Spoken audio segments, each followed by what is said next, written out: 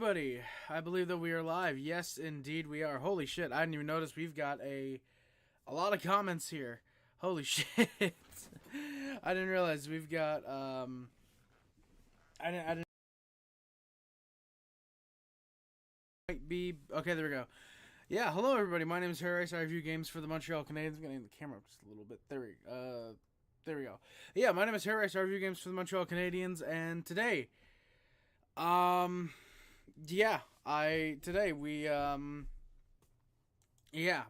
played at home against the Senators. I really don't want to talk about this game. I'm going to be 100% honest. And you know what? We're probably going to try and make this a fast stream because I've got better stuff to do. Before I get into any comments in the chat, and before I get to the lines or anything, I do want to say tomorrow on Twitch, I actually don't think I have the Twitch in the description, so I should probably get that real quick. But tomorrow I will be live for at least I'm pretty sure it's tomorrow. Let me actually look up on the official website, because if it's not tomorrow, then I'm not going live. But tomorrow I should be going live on Twitch, twitch.tv/HarryRiceGames2. I will be going live for the Twitch is down there, because I always say Twitch is in the description. I always say that, I'm pretty sure. So, of course, and this entire time I've been redirecting to my old Twitch account. You know what, that sucks. Okay, well, the description is updated now. It is the actual Twitch account. It's the Harris Games 2 Twitch. That's in the description now. You might have to reset to get it, but I should be going live tomorrow for the launch of the new tier for WWE Supercard. There was supposed to be an update. It said, I'm pretty sure it said there's supposed to be an update tomorrow. So yeah, we're gonna be doing that. I'm gonna be going live for that. Announcements. I'm pretty sure it said. Am I just dumb? Yeah, no. So yeah, there's gonna be a maintenance update at 1 p.m. Eastern Standard Time. So yeah, there's gonna be that going on, and so I'm pretty sure that's gonna be the announcement of the new Royal Rumble 24 tier. So I will be live on Twitch tomorrow, probably around 3 p.m., maybe 4 p.m. Depends on what time I get up. And yeah, we'll be going live. I'll be doing some WWE Supercard. I'll probably have a face cam. We'll be doing chat stuff, obviously. And we're also going to find out how my OBS Studio works, because I'm using Streamlabs right now. We'll find out how OBS Studio ends up processing Twitch and all that. So, yeah. Habs podcast with the first comment. Fuck the Habs, because that's very intelligent. Simon, wow, 6294421. What a bright future. This team was such a brilliant. Wow, you're fucking stupid, Simon. Black Viper, Marty St. Louis, listen to me. Took out Harrison Barron for Kovacevic and Xhekaj. St. Louis is in your chat. Yeah, Black Viper, and we see how well we do with those guys in the chat. You have the reality in your face. This team's going over. They don't process as a lazy and cowardly team. Simon, okay, I'm sorry, but firstly, you're fucking stupid. And also, secondly, it's a rebuild, my guy. We've lost 3 games. Did we not lose like 12 in a row 2 years ago? I'm pretty sure we went through a stretch where we lost like 6 of 8 last year. My guy. This is what a rebuilding team will do. They're going to go through those stretches where they look good. They're going to go through those stretches where they look bad. My guy. You don't need to be a retard, my guy. That's all I'm going to say. Whoa, last year we were like 5th to last, actually, you know. Now we're 6th to last. Black Viper, exactly. Progress. In about a decade, we'll be in the playoffs. No, seriously though, we'll be in the playoffs in like 2 years at most. We are in rebuilding. Must see the positive. Nothing is happening with this team. The truth is hard to cash in. Yes, the truth is very hard to cash in, Simon, definitely. Half of our team is injured. If Doc and Hook were here, we'd probably be 2 points from the playoffs. I think we'd probably be in the playoffs, because you got to think. There's at least 3 of those overtime shootout games that we probably should be able to win. There's probably at least 3 of those games that we should be able to win. But yeah, even then, like, there's probably a couple games that we end up taking to overtime. There's some games that we win because we have Doc and New Hook back with the team. Still with the team, I should say. So yeah, I definitely get that. Plus, Xhekaj was hurt for a while. He's been in Laval the past month and a half, 2 months, something like that. I think Gooley went down for a couple games. Pearson just came back after missing 2 months. Harvey Pinard was missing for like 2 months because he got hurt. Actually, Simon, no, I wasn't crying. I was watching Talking Habs on YouTube. Go check him out. Also, check out the Had Moments podcast. Link in the description. TBC, here's your thing. Here's your issue. The Canadiens don't play well against bad teams. We only play well against good teams, which is why we lost to the Maple Leafs. We only play good against Boston, against Vegas, against Tampa Bay. We play well against these teams. We don't play well against the bottom feeders like Ottawa and Toronto. Hey, Harry, watch the game. Not a good loss and better news. At least the Oilers aren't winning. Hey, we know Clifford. That's good, man. Fuck the Oilers. But, yeah, definitely not a good loss whatsoever, dude. Not a good one at all. Habs forever. Sens fans wish they could see us. Admit they are our kryptonite. Yeah, they wish that they could play us for all 82 games of the year, but that's not going to happen. In fact, they'll be lucky to see us for 5 times in the season again. Yeah. All four of my other picks hit 2 TBC. Oof, that sucks. Always lose against Ottawa, and Ottawa's not good. You're just the proof to watch your team. Simon, yes, clearly because we lose to Ottawa, that definitely means that the Ottawa, that's obviously the end of the season. Yes, definitely. Simon, you go support the Rangers. You can go be brainless somewhere else. Hey, NZA, how's it going, man? Thank you for coming by, my good sir. Just using another account. Hey, no problem, NZA. That's fine. I love the profile picture, by the way. Oh, and then the Oilers just scored. Oof, Clifford. I mean, Habs, I wouldn't want to call Kazimir Kaskasuo. Let him play well in Laval. We already have Sam Montembeault's our starter. Primo's the backup. Jake Allen is a fucking useless pile of garbage. So, yeah. It's just bad there's no pride among your Canadian. It's just bad there's no pride among your Canadian. Among us? Why the Rangers, buddy? Habs normal, exactly. I have no clue. Exactly, except Slaffy, who are your progression men? Well, Caulfield's got a 7-game point streak going on, a career high. He's got 5 goals. Until tonight, he was on a 5-game goal streak, actually. Suzuki, last time I checked, was first in the Frank J. Selke voting and is currently at the very least top 5, maybe top 10, but he's still up there. Last time I checked, he wasn't there last year. He's getting better every game. He's looking like he could end up being a pretty decent top 6 option. Yeah. Habs podcast. What makes you think I'm biased? I find it funny when you guys call me biased or say that the team sucks and you guys provide no reasoning. Habs podcast. You're a fucking Habs podcast. You should be able to tell me the reasonings. If you expect to do a podcast and expect to be successful, you should be able to tell someone why they're biased using words. Building a team, building a future to losing against 2 horrible team. Oh, the fucking Rangers fan. Oh, I'm fucking retarded, Habs. I'm sorry, man. No problem. Oh, well, then you know what? You don't need to say, because Simon's speaking for himself then. Habs podcast, I agree with you. Dude is biased. For sure. Pinard suck. You probably weren't saying that last year. You were probably saying he's looking like a top 6 forward. Building a future to losing against 2 horrible teams. Ottawa, last time I checked, is one horrible team. They called the Oilers goal off. Clifford, that's fucking sick. Let's go. Hopefully Waugh scratches Mayfield on Thursday, or the Habs are going to win 28-0. Well, Suns, if they scratch Mayfield, we're going to win 24-0 then. I mean, either way, let's be honest though. It's either an Islanders win 5-2 or the Habs win 7-0. Or sorry, no. It's either the Islanders win 5-2 or the Habs win 2-1. There is no such thing as a blowout for the Canadiens. It's either the Canadiens get blown out or they win close, which is very weird. Which is why one reason I say fire fucking Alexandre Burrows, because he's a fucking piece of human garbage. And it's not just the fact that he runs the Canadiens power play and the offense is why I hate him. But yeah, if you guys want to know, it's like one of the first. Waugh needs to get sent down before the 2nd of February before I see the Rocket of Laval. Well, Habs podcast, I'm hoping he stays with the Canadiens because he's actually looking like he could be probably pretty decent. You don't seem to understand that people. You don't seem to understand that people pay a fortune to see your club constantly humiliated and give no effort, but yeah, always going for the draft, never play with heart and passion, bad mentality. Simon, clearly you do not watch the Montreal Canadiens because the Canadiens played with heart in the last 15 minutes, not 15 minutes, the last 10 minutes of the game and the first 5 minutes of the game. They played with passion for part of the game.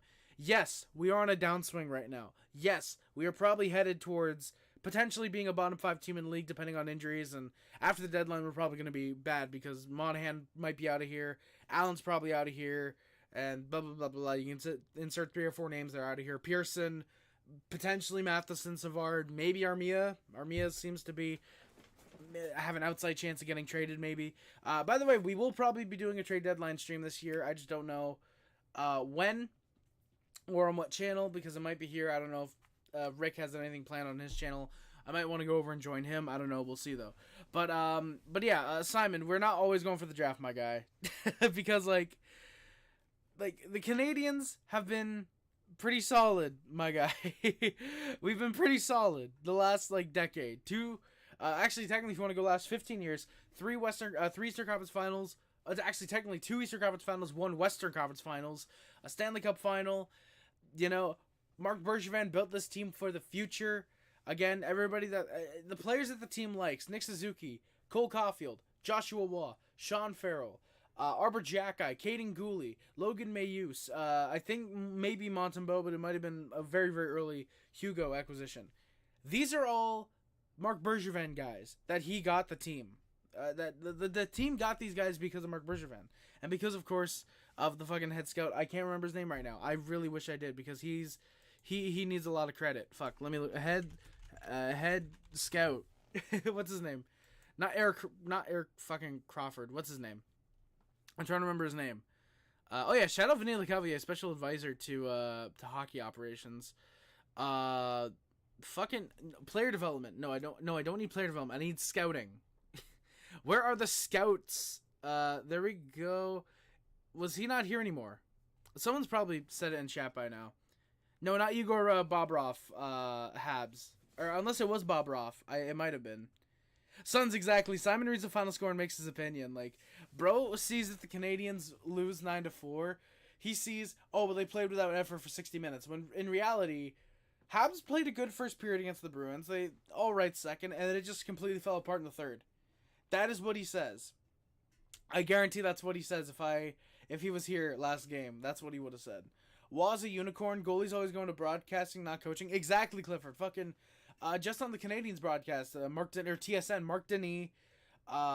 There's like 1 or 2 others that show up. I was gonna say Jeff O'Neill, but no, he was a player. But I know Mark Denis right off the top of my head. Fucking LA goalie. What's his name? He played for them in like Like, it is a lot of, like, former, as well, it's, like, a lot of former, like, 3rd, 4th line type of guys. It's not often you see a Marty St. Louis or a Patrick Waugh, like, a star player get in. Hey, there we go. It's not often you see these types of guys get into coaching, so, yeah. Okay, where am I? I missed a couple comments I saw. I just read that he just got called back up. Exactly, like, Habs fans are like this.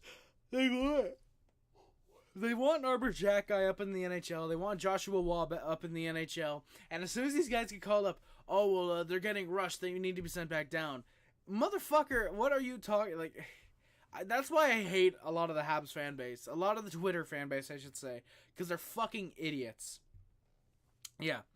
Are we even doing the Dragon of the Sim League, though? Haven't heard anything from Harry on that. Thank you, Odelsky. I appreciate it. Thank you very much, my good sir. Hey, Randy, the Habs podcast. Don't worry about the swearing, my guy. Fucking go for it all you want. I don't care if you swear. Go for it. We put 43 shots on the Knights and lost. If Allen's playing on Thursday, it would be a nice game for me. Suns, dude, there's no way Allen gets a start. I would probably bet on Sam Montembeault getting the start, which means you guys are fucked easily. Watch a Habs game, then talk. Exactly, Habs podcast. I agree with you on that, Simon. I should agree with you on what you're saying to Simon, I should say. The players are already tired while we are in the middle of the season. We will have fun with the rest. Simon, we're not having fun with the rest. I'm going to have fun with the rest because you're not a Habs fan, apparently. You're a Rangers fan, so yeah. Always the same excuses. We lack experience. We're young, blah, blah, blah. Simon, that's literally the fucking case, you moron. Look at who our top 6 guys are. Cole Caulfield, he's young. Nick Suzuki, he's young. Joseph Kofsky, he's young. Joshua Waugh, he's young. Sean Monahan, yes, is a veteran, and so is Yoel Armia. But 4 of those 6 guys are young. They are 20, 23 and younger. Tanner Pearson's a veteran, yes. Jake Evans is a veteran. Jake Evans is a Pearson. No, he is not. He is a person. You can say that the bottom 6, yeah, sure, they're experienced, but that is your bottom 6. That is getting at most combined 25 minutes a night probably. between those lines, assuming like 13 minutes a night. Fourth line seems to usually get 7-8 minutes a night. And then you got Xhekaj. He's young. Caden Gooley. He's young. Jaden Struble. He's young. Jonathan Kovacevic is, I think, playing his first full season in the National Hockey League at 26 years old. Like, seriously, Simon, we are young. We do lack experience. My guy, you have to look at this team and realize, again, we are in a rebuild. There's a probability Sean Monahan isn't here after the deadline. David Savard isn't here after the deadline. Jake Allen isn't here after the deadline. Pearson probably gets moved to the deadline. There's an outside chance that one of Armia, Andy, fucking hopefully Brennan Gallagher get moved at the deadline. There are a multitude of guys that are probably going to get moved. And if they do, we are going to lose hard for the rest of the season. You know? Now, is there a chance that the Canadiens potentially get better because we end up having to play, say, Lane Hudson probably the last handful of games because he's going to the Frozen Four more than likely. Yeah, there's a possibility that in the last 4 games we might end up winning 2 or 3, for example, because Lane Hudson is that fucking good. He's that fucking good. Is there a probability that, maybe Joshua Waugh playing second line minutes if he's playing with, say, I don't know if we'd want to get back, do a dock move at the deadline, for example, for someone like, say, a Capo Caco. I don't know, but I don't know. I think there's a possibility he ends up playing well, you know? There's always those opportunities that the Canadiens will play well after the deadline. There's always those possibilities. There's rebuilding teams that somehow play better after the deadline. There's obviously rebuilding teams that play worse after the deadline. It's all dependent on the team itself. So, to me, I don't think that you can say that, we're young, we lack experience, it's excuses. It's not. It's legitimate reasons why the teams might not be so good. Exactly, Clifford. Gretzky was a coach, and he fucking sucked. He was horrible. I don't care if he was coaching Arizona or Phoenix, sorry. He was coaching Phoenix at the time. Gretzky's a horrible coach, and that, to me, is just another reason that he's horrible. Fuck Wayne Gretzky. I need to get Primo starting a Habs podcast. If we want a chance of winning, Montembeault will be in net. For example, the Islanders lost tonight 3-2, but they were the complete better team. Just a turnover that cost us when it matters. This dude, Simon, would look at the final score and say the team had no heart. Suns, 100%. 100%. Hey, Nick Succi, how's it going, man? Good game. Habs fans blaming the refs. No, we aren't, Nick. We're not blaming the refs, my guy. That's delusion on the Senators fan base's part. It wasn't full on. You guys started slow. We were buzzing. Corpusella was amazing. Also robbed Caulfield. No, Caulfield just wasn't able to score. That's the legit chance. Simon, last 3 games. You want to go back to the game before that, man? How did we play against the Devils? You fucking retard. Tanner Pearson's a cup winner. Yes, he is, Clifford. 2012 and 2014, I think, with the Kings. Yeah, I'm pretty sure it was both, because I'm remembering Toffoli, he was only around for 2014, I'm pretty sure. Pretty sure Pearson won both cups with the Kings. Caulfield and Suzuki are always tired when they're slow on the ice. Simon, clearly you don't watch the games, because Cole Caulfield is one of the fastest young players in the National Hockey League. Suns gets this. Simon, I don't know how old you are. If you're 30, if you're 40, if you're 70, I don't know how old you are. Suns just turned 18, and he understands this. Simon building for the future means you gotta lose games to get better draft stock. Now, I think the Canadiens have been competitive this year. Oh, fuck, I actually didn't even update the record after this game. We're still near 500.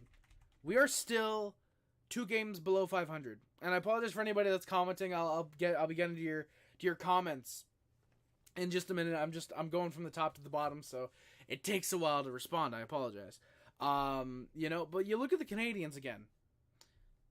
We are not going to be winning for another year or 2. I genuinely think next year there's a chance that we could get a wild card spot, because you look at how Montembeault has been playing out of his mind the last 3 months, basically. Since the World Championships, he's been playing incredible. Jake Allen is complete garbage, and he should be traded. Caden Primo is not horrible. He was okay. So for me, I'm fine with losing for 1 more year this year. And if we end up with Ivan Demidov, for example, at the draft, that is fucking great. That is a future second line right wing right there. You have your complete top 6 for the future. You have a great defense for the future. All right, and you have really stable goaltending. Real quick, actually, what I'm going to do, I'm going to add a source and just completely off my memory. So, for example, I'm just going to do this. You guys can probably see what we're going for here. Yep, there we go. Hey, come on. There we go. And boom. So there we go. So this is our line for the future. These are our lines for the future. Absolutely nothing. No, legit though. Actually, you know what? Before I do the lines, I'm gonna try and read a couple comments. Get healthy back in the Canucks lineup. I'll Shadowkey trade for Savard Sons. If you got a first round pick, we'll take it easily. And that's not even the funny haha Kirby Doc trade. No, just Savard could low-key get a first-round pick at the deadline. If Ben Sherratt got a first, David Savard should easily be able to get one. I mean, back on the Matheson thing, you got to trade him in the offseason when his value is the highest. Some team is going to massively overpay for the guy. I mean, probably Odelski. I mean, looking at it, I do think that there could be some potential...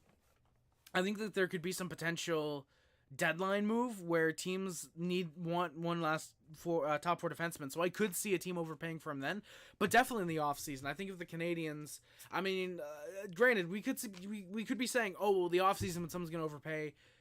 Pittsburgh didn't really overpay for Erik Karlsson. What was it? A first round pick and a prospect, and like that was it for a 100-point defenseman. I think the deadline is a much better place if we do want to trade Matheson. I'm not for it this year. I do think next year at the deadline could be if you do want to trade Matheson. I think that's a better time to do so. But I think the deadline is a much better place. Habs podcast, yeah, I would definitely want to tell Hines about the fact that I want fucking Brendan Gallagher gone. Who haven't won gone to the deadline? Allen and Armia. Allen, yeah, he's probably gone right before the deadline. Armia, I think, could fetch a decent third-round pick with how many goals he's been putting up recently. Dolphin friend, buy out Jake Allen, trade Matheson, fire St. Louis for a good coach. No, you can get Allen for, you can at least get a, I apologize, boys. I don't know how much of that came through. That was very throaty. I apologize. But, I was trying to make that same noise again, but I couldn't. Someone's going to edit that. Oh, God. I just realized that. But, yeah, buy out Allen. No, you can get at least a third for him, probably a second. Matheson, again, you could probably get something from him at the deadline. Fire St. Louis, that's just fucking moronic. If you're saying fire St. Louis, why? Why exactly do you believe that we should fire Marty St. Louis? I'm not just gonna, fire Marty St. Louis. That's a complete blanket statement that, there's no credence to. I can't see why the Canadiens want to fire Marty St. Louis. Alex Burrows, on the other hand, yes, absolutely. Also, Deadpool, enjoy the band, my good sir. You've been fucking annoying, my guy. All Senators fans are toxic, by the way. I just want to say that. There is no such thing as a good Ottawa Senators fan. Odell, no way we're gonna keep him till he starts selling. Habs podcast, what the fuck do you mean by that, my good sir? Maybe you're drunk. No, fuck, I don't want to click on that. My videos, that's what I'll click on. Canucks are the Canada's team. Simon, that's debatable. That's debatable. Why the fuck is my stream not coming up on the fucking... Dude, I hate this. I hate this. Come on. Give me my stream, YouTube. I don't want Kit Boga. I'm not watching him right now. Fuck that. Fuck it. Who cares? But yeah, no. We already have a good coach. Exactly, Habs forever. Exactly. This team has no heart or chemistry together. It's sad to watch them. Dolphin friend, you clearly do not watch the first line. You clearly did not watch Doc and Newhook when they were playing together. Like, here's the thing. What does it matter if Yoel Armia, Brendan Gallagher, if Josh Anderson, if Tanner Pearson, what does it matter if any of these guys have chemistry with any of the current teammates? They're not going to be here in 2 years anyways. A guy like David Savard, yeah, you probably want him to have chemistry with Mike Matheson. They've been playing together for the past 3 months. But still, Goulet and Xhekaj, this is probably, I think, their first time playing together. Struble and Kovacevic, I think they've played a couple games together. Even if this team doesn't have much chemistry, they do have heart, my guy. They have heart. And it might not show up until the last 10 minutes of a game sometimes. But you look back to when we were playing fucking Boston and Vegas and that month-long stretch. Habs podcast, I'll be making the feature lines in a second. I just want to get through some comments. We'll be getting that heart back. We had that month-long stretch where we were playing great teams. I'm playing well, even if we were losing. That fucking 7-game road trip, we played great in every single one of those games, or at the very least, pretty good. We played pretty well in a majority of those games. At least I personally believe so. So for me, I don't think you can say this team has no heart. Right now, it's probably frustrating, but I don't think you can say they don't have heart. Error, always error, again and again, same thing every time, idiot pass, bad move players who don't even know what to do with the puck they drop on the ice. Same, Simon, I think you need to learn punctuation before I read that, because that, I don't know what the fuck that says. Our 3 goalies are not that good. Dolphin friend, you clearly have not watched Sam Montembeault, my good friend. Fucking Montembeault has been incredible this year. Gretzky definitely was the coach who went into the locker room during every intermission and told the players, you miss 100% of the shots you don't take, and not talk about the game. Oh, Delsky, absolutely. He was the type of guy, guys, why aren't you connecting with your passes? Connect with the passes, and that's it. And that's fucking, he leaves Olli Jokinen to fucking talk for 25 minutes. It's so fun to support a rebuilding team. Fan have so much fun to watch their team get humiliated 3 games in a row. They play with no passion, no effort. This is why the team will never. Simon, shut up, you fucking retard. That's all I'm gonna say. Suzuki and Caulfield, not slow or suck, aren't slow and don't suck. As a Sens fan, that's saying much. But when Habs fans on X go shit talk my players, I go shit talk back. Well, I mean, Nick Succi. I mean, come on. Shane Pinto clearly bet on himself tonight. That's why he scored. That's all I'm gonna say. NZA, how's it going, man? So many of you all giving up on the Habs. Dude, yeah, NCAA, like, I get it. It's frustrating to lose to the fucking Ottawa Senators, the worst team in the National Hockey League. But, like, still, come on. Like, Jesus. They are bad since 1993, yes, because clearly right after 1993 is when we got bad. Yes, definitely. They make the playoffs for losing. Fucking Simon. They make the playoffs for losing again and again. The fuck? Oh my god, Simon, I'm sorry, but you're fucking retarded, my good sir. St. Louis hasn't done much for development by Alex Burrows. Dolphin friend, I actually agree with you on that. Absolutely. He should have been fired a long time ago. I mean, Dolphin friend, you can't really say that St. Louis hasn't done much for development. Slavkovsky's been incredible this year. Once St. Louis started bumping up his ice time, once he was trusted with that ice time, originally being on the 3rd, 4th line, and then trusted with that top 6 ice time. Cole Caulfield has been working out very well recently. Nick Suzuki has turned into a fucking Selke candidate, it seems like. Mike Matheson, I thought, has turned into a legitimate offensive beast for the Canadiens. He's on pace for, I think, a 60-point defensive season, which is easily his best season in the National Hockey League. Sam Montembeault, even though he probably doesn't have much of it, it's more on the goalie coach, still, Montembeault has turned into a legitimate NHL starter under Marty St. Louis. So and Doc was looking like a top 6 forward. Alex Newhook was looking like he was starting to come into his own when both those guys went out with injuries. So I don't think that you can say Marty St. Louis hasn't done much for development, in my opinion. I think he's done a lot, actually. And I think judging strictly off of the game results is a bad move, because yes, obviously he's going to have a bad record. He's on a rebuilding team. He's coaching a rebuilding team. What we don't see is what goes on at practice and what goes on in the locker room that we aren't hearing about or seeing what's going on. So I don't think that really, it should be said that that St. Louis hasn't done much for development. Mayfield for Savard. Oh my god, I got so many fucking comments. Mayfield for Savard, 1-for-1. Suns again, 1st round pick at bare minimum. In terms of most points, yes, but don't expect the rest of Canada to support the Canucks. Oh, exactly, Clifford. Yeah, like I'm sure most will probably go for the Oilers for some dumb reason, but yeah, I'd probably go for Vancouver personally. Doc Newhook and Slavkovsky were cooking so well until the injury struck. Dolphin, yeah, I would have to agree with that, but I think that Slavkovsky being on the first line is actually a lot better for the team. I think getting Doc and Newhook's chemistry, they had chemistry, I still think, even without Slavkovsky.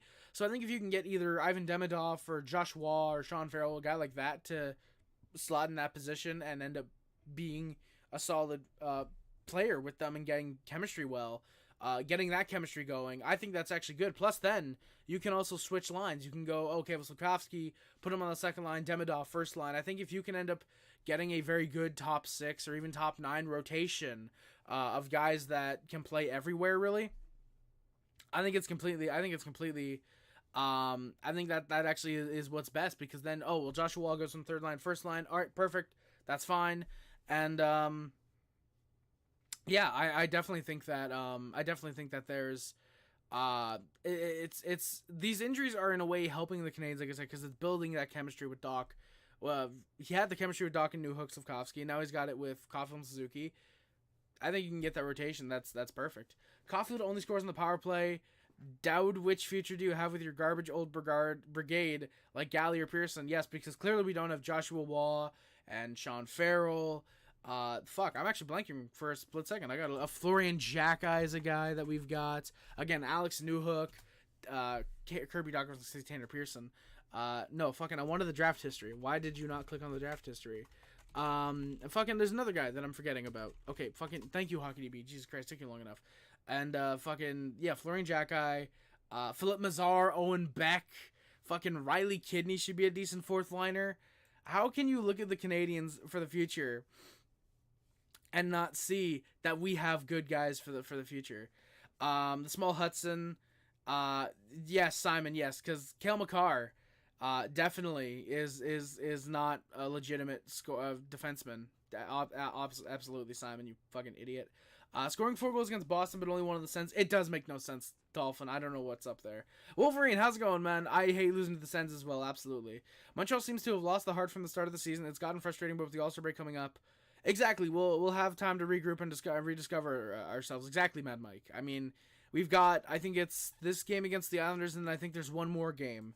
At least I'm pretty sure. Then it's the All-Star break. Or it's the Islanders. Yeah, it's the Islanders on Thursday, then the Penguins on Saturday, and then the All-Star break. So we're going to be off until the 6th. So that's fucking good. And yeah, hey, Dolphin, don't worry about it, my guy. Don't worry about it. Don't worry about your bashing comment. I didn't see that or whatever. Don't worry about it, my good sir.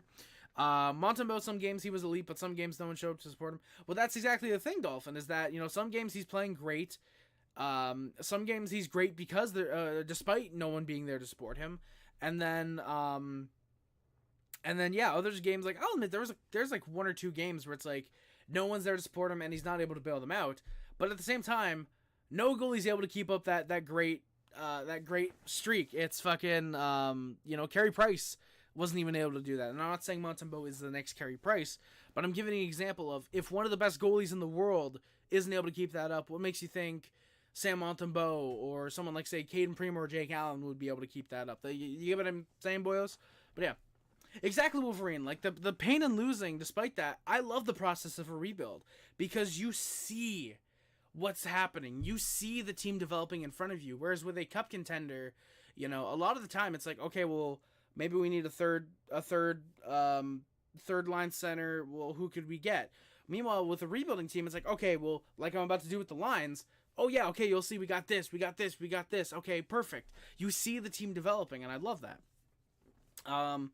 Not that's an L take, not the other message. Oh, really, Matt? Harry, I don't think Simon's an English native. That's true. The retard is you because you continue to believe to a future invented by you Habs fans. Simon, we're not... Okay, Simon, in one message you say, oh, I'm the retard because I continue to believe in a future that's invented by the Habs fans. Then you say we've always been in a rebuild. So are we delusional or are we legit? Randy, I'll get to the lines in a minute, my guy. Hold your horses. But like, and then so Randy, again, are we delusional or are we actually in a rebuild, my guy? Thoughts on Perry signing with Edmonton Wolverine? I'm happy for him, honestly. I talked about this on the Pucking Around podcast, which I was on the other day. Check out the Don't Puck With Media channel for that. Or it's on Spotify. If you click the Have Normals link in the description, the same channel that puts that out also put up Pucking Around. I spoke more on that, but to keep it short and simple, I'm very happy for Corey Perry. Absolutely happy for him. I'm going with what Harry has said. The first part of the season, the Habs were playing great, playing well, had the heart, put out great showings. I mean, it's not even that, okay, well, where's that heart now in January, Randy? Mad Mike, it's not even necessarily that. It's just more so we're getting goalied a lot of the time. We look at a team like Ottawa, who has one of the worst goalie tandems in the National Hockey League, or we look at a team like Boston, even though they won 9-4. They won 9-4 against us. There were chances where we should have scored in the first and second period. There was with 2 seconds left, Suzuki had a good chance in the first period to tie the game up there. Now, I'm not saying the complete complexion of the game ends. Maybe it ends up just not ending 9-5. But still, there's those chances that we have where it's not necessarily a lot of a heart not showing up. It's that the Canadiens haven't been able to convert on a lot of chances, and maybe it's a lack of motivation as a result of prior, like, oh fuck, I can't score on an open net. How am I supposed to score on a goaltender? It might be that getting in their heads. So I've got no problem. With people saying that there's no heart with the team. I completely get that. But to me, I think it's more than simply just, oh, well, they're not in the games. They're not in the games, you know? According to The Athletic, the Oilers have a 13% chance to win the Cup, while the Canucks have 4%. Well, fuck The Athletic then. What do they know? Kovacevic scores your goal. Which future do you have with this guy? Simon Caulfield had the assist on that goal, I believe. That's now a 7-game point streak for a 22-year-old Cole Caulfield now. I meant the locker room chemistry is getting stronger. Exactly, NZA. Exactly. Absolutely. Exactly. We beat the Islanders and then lose to the Penguins, probably. Xhekaj returning will help the team, but out of the All-Star break, it's Capitals twice, Stars, Blues, Rangers, and Devils. Exactly, man, Mike. I think the Canadiens have... I think it's a top 5... It's a top 5 toughest schedule in the league, I think it is. So it's not going to get easier for the Canadiens. And Rick mentioned this. This is how I got the news. Apparently it was from Rick. Like you said, it's Capitals twice, which a little bit on the upswing, so probably lose one, win one, hopefully. Stars we've been able to beat, but I think they win that one. Blues we should easily be able to beat. For some reason, we've been really good against the Blues. Actually, I think the Stars and Blues are both early games. Last year, I think we went 2-0 in the early games for the Super Bowl weekend, so somehow we'll win those. Rangers will be half and half, and Devils half and half. So, and then from there, it's fucking up and down. I don't even remember what the fucking games are from there, but yeah, it's gonna be tough. It's gonna be tough for sure going forward, and I think a lot of the Canadiens fans are definitely gonna be turning on the fan base, are gonna be turning on the team because of how tough our schedule is. We played a lot of Columbus, Chicago, San Jose. We played a lot of these teams early in the year. So I think losing a Doc or a New Hook at this point in the season is really going to hurt until Doc comes back. He's supposed to be back. I think it's late February, early March around there. He's supposed to be back. So it's definitely there's definitely a lot of concern I have with how the team does going forward. But I don't know. I'm going to wait and see. I'm not going to be as speculative. Oh, what happens? Habs have been in a rebuild. Their fans are delusional since a long time. Simon, last time I checked, we still have the most cups in the league, my good sir. I don't know why you'd go to the Rangers. I'd also like to see them Lions. Hey, well, I'll get to them in a second, boys. We're right at the end of the comments. Okay, no Harry, but ban Simon. I'm not gonna ban Simon just because he's sharing his opinion. They might be really fucking stupid, but I'm not gonna ban him just for sharing his opinions. Watch Bro put Barzell on those lines just to put me off. No, it's not legit. I'm not going off of, okay, well, maybe we trade for Capo Caco in the offseason. I'm not going to do any of that. I'm going to do strictly what's in the organization right now. Might put Ivan Demidov just because I think we might end up drafting him, but I'm not going to do like, oh, we'll trade for Barzell, trade for Caco. I'm not going to do any of that shit, sons, though. I mean, Habs, you can say we're in a retool. I think it's tomato, rebuild, retool. Either way, we're trying to lose right now, basically. You don't understand, I am an old Habs fan. Well, clearly you've gone to the Rangers now. But this year can't stop to regress year after year after year. They are not fun to support. Now they always lose more game than they win. Who many good match they have per year. Really a poor ratio of win. This is sad. Well, Simon, I don't know what to say. We're in a rebuild. Obviously, we're going to lose right now. Give it 2 years and we're winning. 100%. Maybe not winning a cup for another 5-6 years, but we'll be winning games. We'll be winning. We'll be in the playoffs. And I don't know. To me, I think it just strikes me as a bandwagon if you only want the Canadiens to ever do good. And when they're losing, you're not going to support them. To me, that's a bandwagon mentality. You know, that's what a lot of the fans of the that's what a lot of the fans of the Chicago Blackhawks did. They've been good for fucking 10 years, 2010 to about 2020. And now they're, well, technically you could say like 2009 to 2020. Tomato. They've been good for about a decade. And then by the time they start losing, some fans, they're well connected with the team. They're just going to cheer them. Some of them are going to leave. That's what you strike me as, is the latter. You're just going to leave when the team gets bad, which, I don't know. More people should be Canadiens fans, in my opinion. I think that they have a legendary team. And again, most cups in NHL history, it's only going to grow within the next decade, in my opinion. Panthers, Coyotes, Sabres, Ducks, and Penguins. Okay, so that's actually pretty easy. Panthers are going to be tough. Coyotes are going to be tough, but the Sabres and Ducks should be easy, and then the Penguins, 50-50. You'll try and ban me. Deadpool, it's a fucking joke, my guy. I can't stop to watch. I can't stop to watch the Habs, Harry. I just feel like crying now because they served to their fan a fucking poor show. Do you fucking understand now? This is pathetic. No fun to watch. No fun to watch men. No fun to watch men. No fun to watch men. Just give a fucking effort 3-2 or 2-1, not fucking 6-2 or 9-4. This is horrible and fucking embarrassing. It's fucking embarrassing. Simon, you don't need to repeat yourself. Simon, you don't need to repeat yourself. My guy, we've been giving efforts. If you're actually watching the games like a real fan would, you would know. All right, we're gonna get to the game in a minute. However, we're gonna comprise what the future lines are. Wolverine, exactly. There's nothing wrong with having a future team, with having a secondary team. But when you're gonna just abandon your current fan base to, oh, the Canadiens are losing, I'm gonna go support the New York Rangers. You know, I'm gonna act like I'm not even a Habs fan. It's like, then dude, what the fuck are you doing?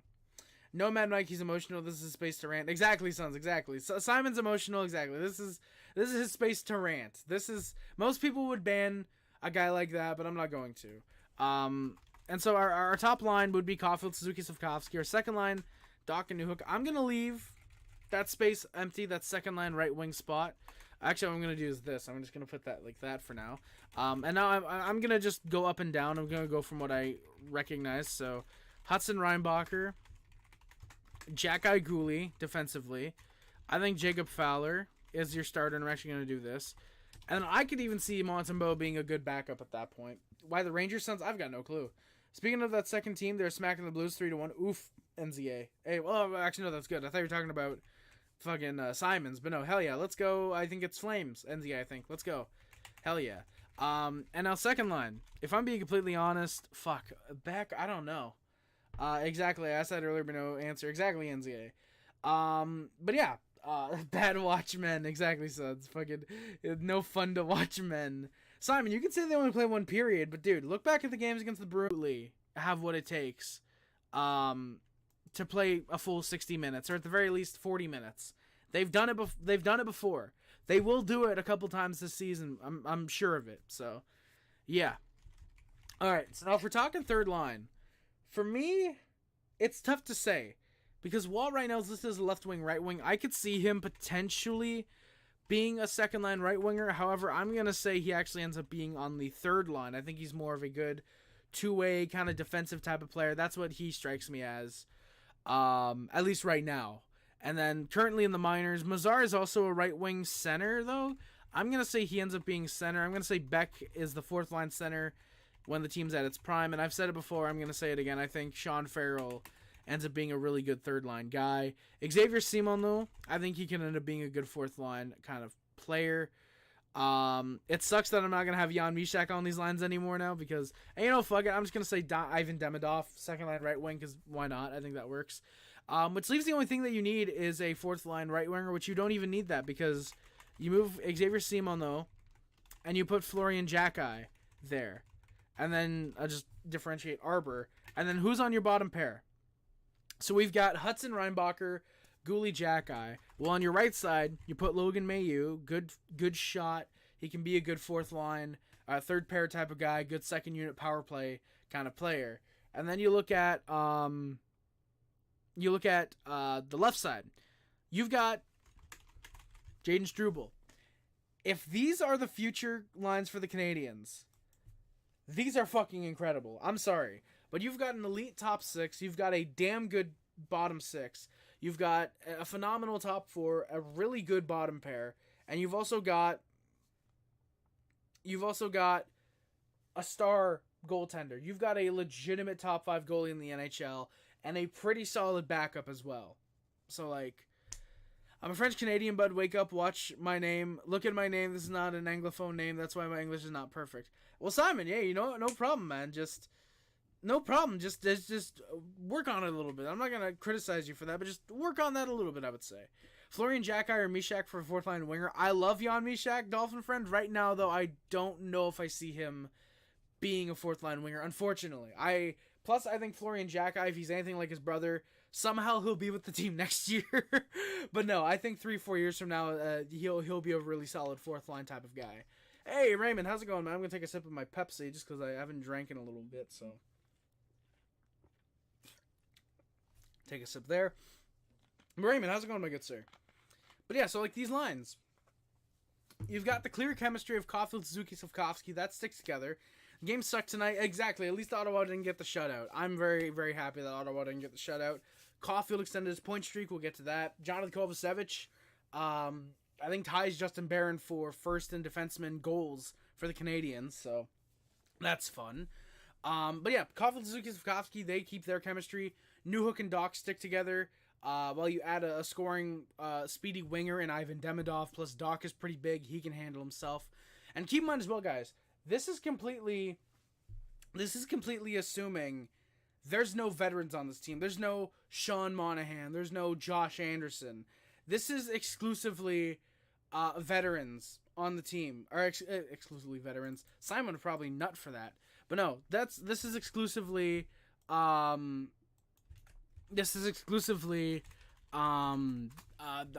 players. Now again, of course, you could probably put a Sean Monahan here, third, fourth line, probably third line. Let's be honest. You can probably put Josh Anderson in the bottom six. Maybe take out Xavier Simoneau. But I think there's zero issue with these lines right now. If anybody does have issues with them, let me know, and I'd be happy to discuss what I think the future lines of the Canadiens look like right now. Howdy, Rice. How's it going, Raymond? Did you notice Mitchell Stevens was put on waivers? I did, Raymond. I actually did know that Mitchell Stevens was put on waivers. Oh, what the fuck? My chat has frozen. Fucking great. Oh, there we go. My chat is no longer frozen. I did notice Mitchell Stevens was put on waivers. We're going to mention that before the game. He did not get claimed, so he is currently in Laval. That's very good, in my opinion. Make Carey Price the goalie coach to help Fowler. Oh, yeah, Dolphin friend, dude. Like, Carey Price as the goalie coach will probably happen, or he'll be some type of consultant to the team as soon as his career is officially over. W's in the chat. Thank you, Sons. Yes, W's in the chat. I agree. I couldn't agree anymore, for sure. All right, where am I? Oh my god, let's go. The trade actually got thumbs up. Fuck yeah. But yeah. Fuck, what was I talking about? I forgot. Oh yeah, Simon's comment. Shtick Tabernac, you complain for being a bad Chris. I want a hockey club that ices Tabernac. If it's complicated for you to understand, light up. That's what that translated to from French to English. Let me see if... Nope, it still makes about as much sense when it gets auto-corrected to change some spelling errors. So yeah. Simon, I think I'd rather you speak English, if I'm being completely honest. I'd rather you speak English, my good sir. We want a good team on the ice that is not difficult to understand. But Simon, Simon, I don't know how to get this through to you, so someone like you understands. We are in a rebuild. We are building a team of young prospects to do good next year. Simon, thank you. I appreciate it. I actually Google translated it. I didn't read it out myself. Thank you very much, though. Appreciate that. But no, again, we are building a core of young players. You look at a team like Tampa Bay or LA or Chicago or Pittsburgh. They had to go through a decade-long rebuild, basically. Tampa's rebuild lasted from 2006, 2007 to about 2014. And even then, 2015 seemed like a bit of a fluke for a couple years there. But a decade-long rebuild. Once Yager and Lemieux left, Lemieux came back and then retired again and then came back again and then retired again. LA went through a sort of rebuild. They kind of went through a quick one, actually. That's sort of like the Canadiens. They've been comprising good prospects in the early 2000s. Then the mid-2000s went through a little bit of a rebuild, and then they were good again. Chicago went through almost a fucking decade-long rebuild, it feels like. So for me, I've got no issue whatsoever with the Canadiens going through a 3-4, maybe 5-year rebuild. I mean, this is year 3, I would say. So technically maybe 2 more years, but I don't know if it'll take that long. Especially with the amount of prospects that we've been given before. When Bergevin left the team, he left us with a lot of good prospects. So really it's just getting that last 1 or 2, like an Ivan Demidov, or maybe we draft somebody who ends up maybe being a better goalie than Jacob Fowler. Maybe somehow end up getting a Gabriel Dag in next year's draft, who ends up being a starter with Jacob Fowler as his backup. You know, you can never tell what's going to happen with this team in a good way. You know, who's to say we don't end up trading, say, Sean Monahan, get a first-round pick next year. That pick ends up being first overall somehow. It's not going to happen. But who's to say it can't happen? Fucking Calgary looks like they might be bad next year, and we have their first. It's conditional, yes. If it's first overall, we get their pick the year after. If it's second to 10th, depending on the circumstances, we get that pick.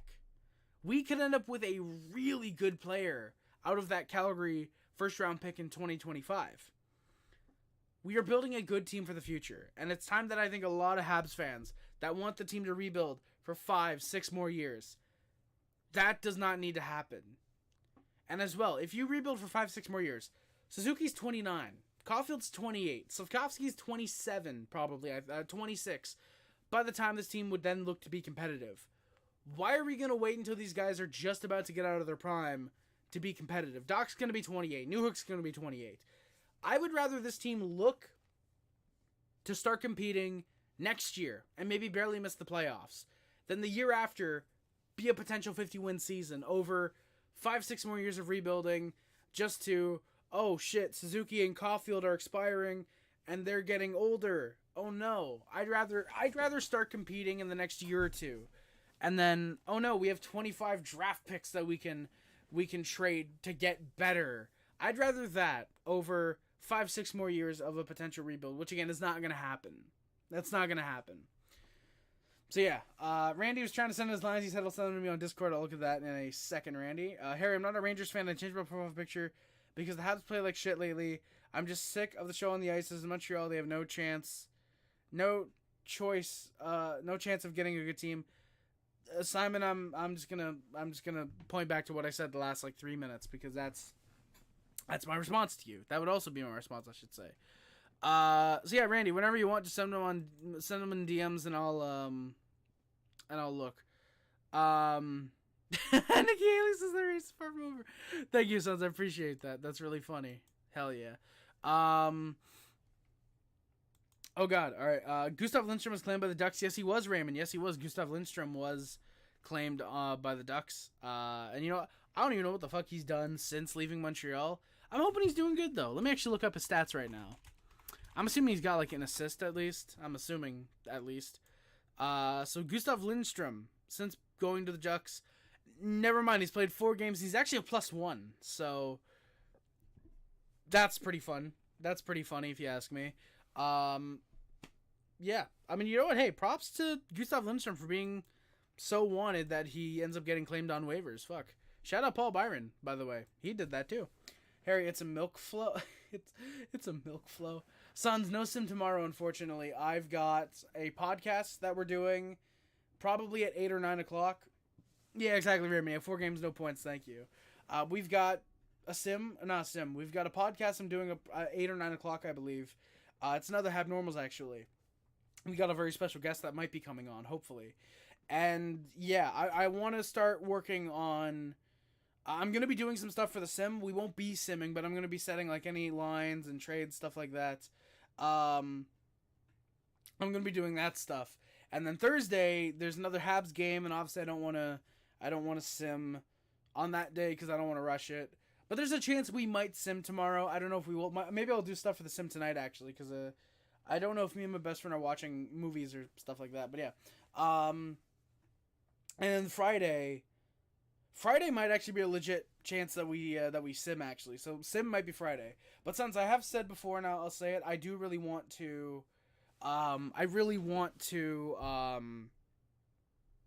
take this season slow because I don't know if I'm going to get NHL 22. And if we can, I would ideally want to get NHL 22 just so we're able to stick with 21, 22, then 23. And then if I get it, 24, and then blah, blah, blah, go from there. But yeah, either way, I want to take the season a little bit slower, so... Yeah, and plus if I do get NHL 22 and we start taking the season slower, it gives me time to create players and create teams and whatever, so yeah. Who the fuck is Xavier Simo? No, personally I'm adding known London Knights skill guy, Sawyer Bolton. GG's, Luca, hell yeah. Good game, my good sir. It sucks that the Senators were really dirty, though. I mean, I don't know. Sawyer Bolton, has he even been drafted yet, by the way? Or is he an overager? I'm pretty sure he's an overager. Yeah, you're in a 10-game suspension for a headshot. Let's go, Sawyer.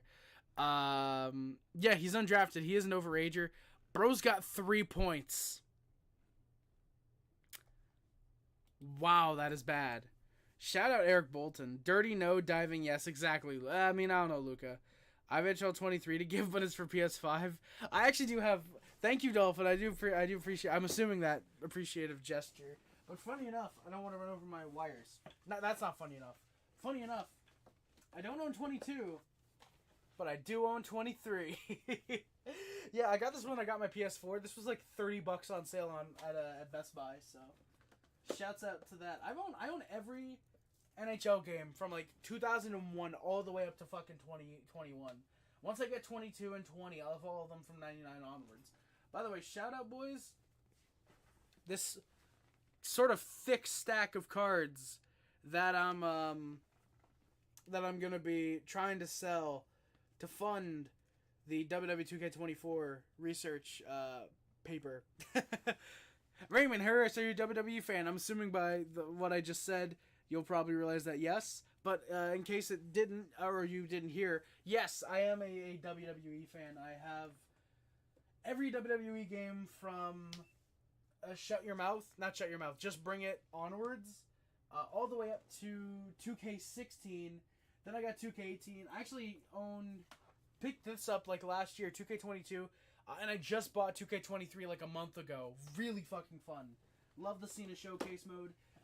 And I'm planning on getting 2K24. I saw the reveal for that, by the way, which looks fucking awesome. 2K24 looks really fucking cool.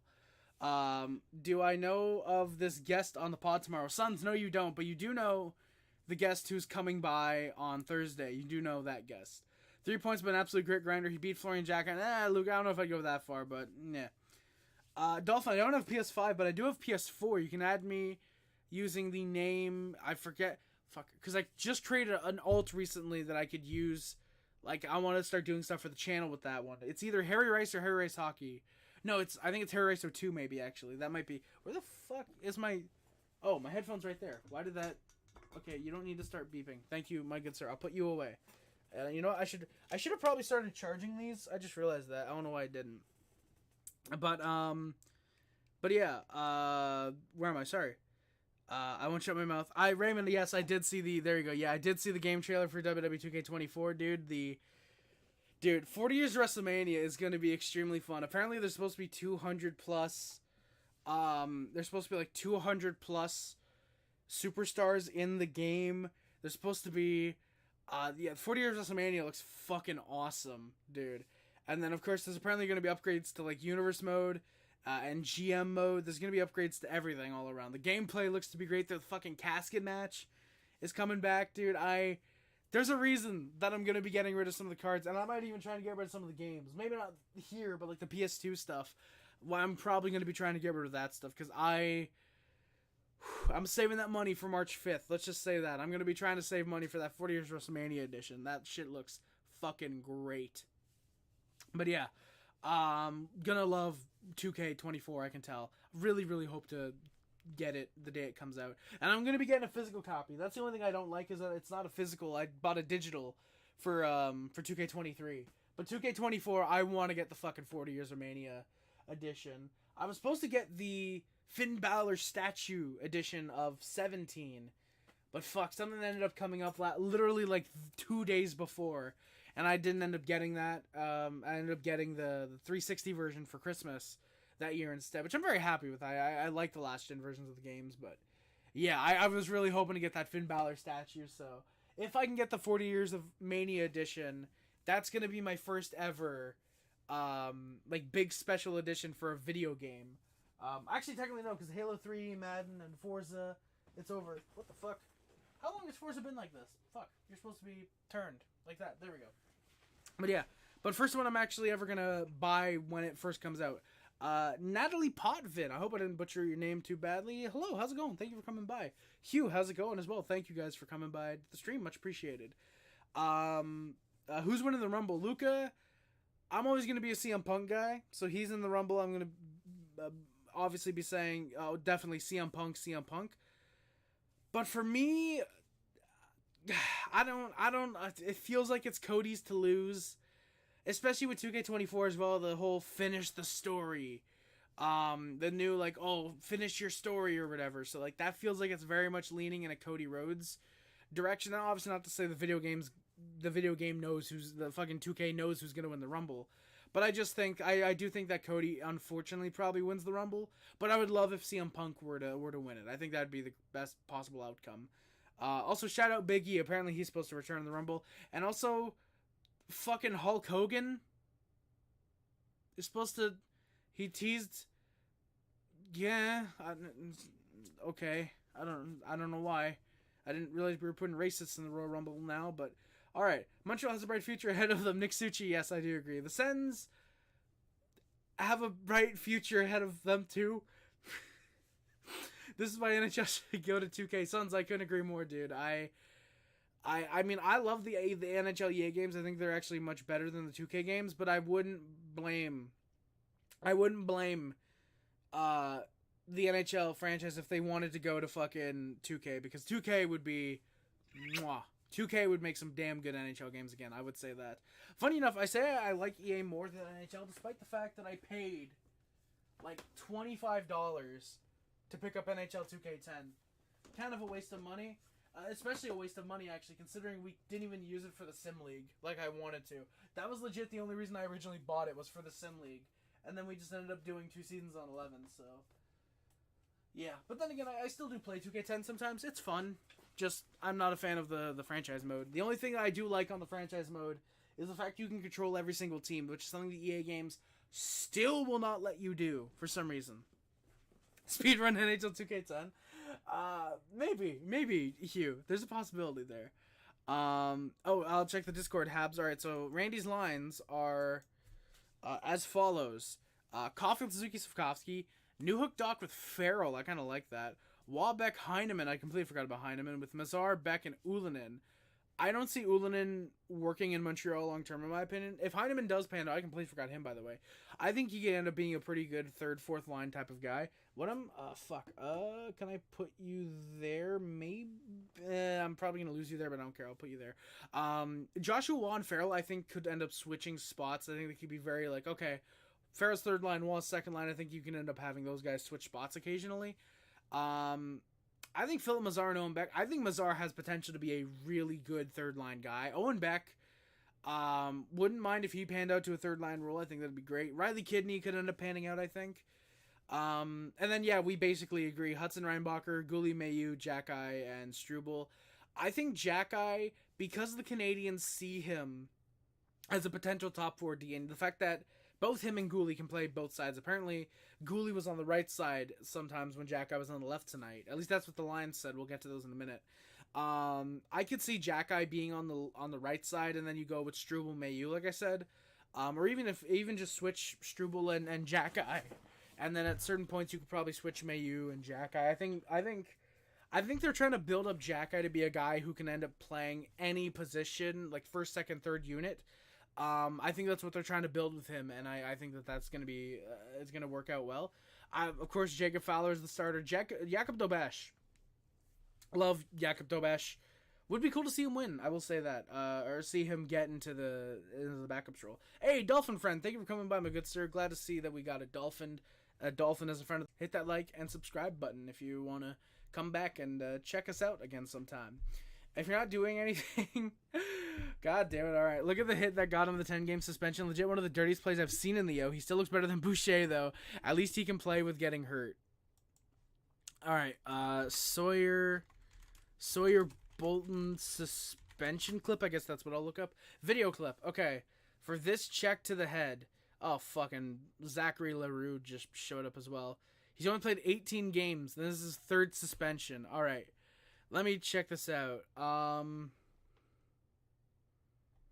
If the clip wants to load, that is. Okay. So here's the headshot. Okay, so what is the... Did my computer really just... Okay, no... Apparently the tweet has been deleted. Okay, never mind. What the fuck is going on? What the fuck's going on? Okay, so what happens? Okay, he sticks out the forearm, I think? Does he stick up the forearm? What the fuck happened there? Okay, yeah. Okay, what the happens? Yo, props fucking Sawyer Bolton. Bro fucking sniped that dude. That is clean as shit. Let's go. Habs Podcast, how's it going, my good sir? Felix Auger. I would have no clue who that is, Simon. I apologize, my good sir. CM Punk Rumble winner would make me watch WWE. Hey, let's go, sons. CM Punk base till win, challenge Seth, and Cody versus Roman 2. Exactly, Luca. And then of course, fucking he'll finish the story.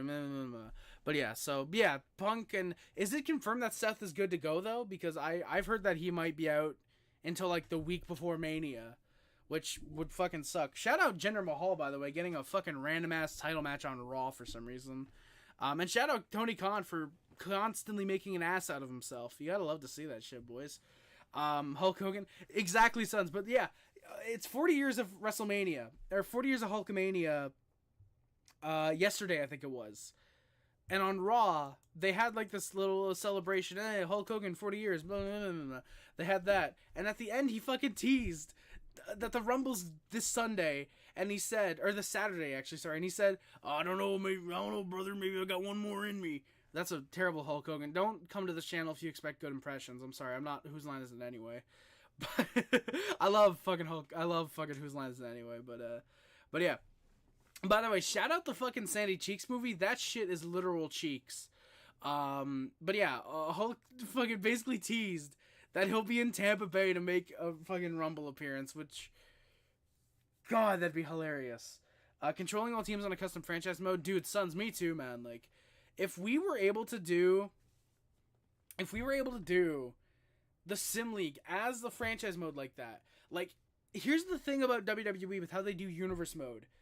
If you make a custom player, they immediately go into your franchise mode. If you create an alternate attire, you can select for it to be usable in universe mode. You create an arena and a show, that's immediately usable in universe mode. Now, I know, obviously, you can't really do that with WWE, with NHL, exactly, because how can you create an arena? But you get what I mean. If I create 15 custom players, let me put them in fucking my franchise mode. That's the reason I'm creating them. If I create a franchise and then realize, oh fuck, I forgot to create Lane Hudson, let me go create him and have the option to, hey, do you want to put Lane Hudson in where do you want to put him? And then you can select just rosters or fucking franchise mode. Like, let me do that.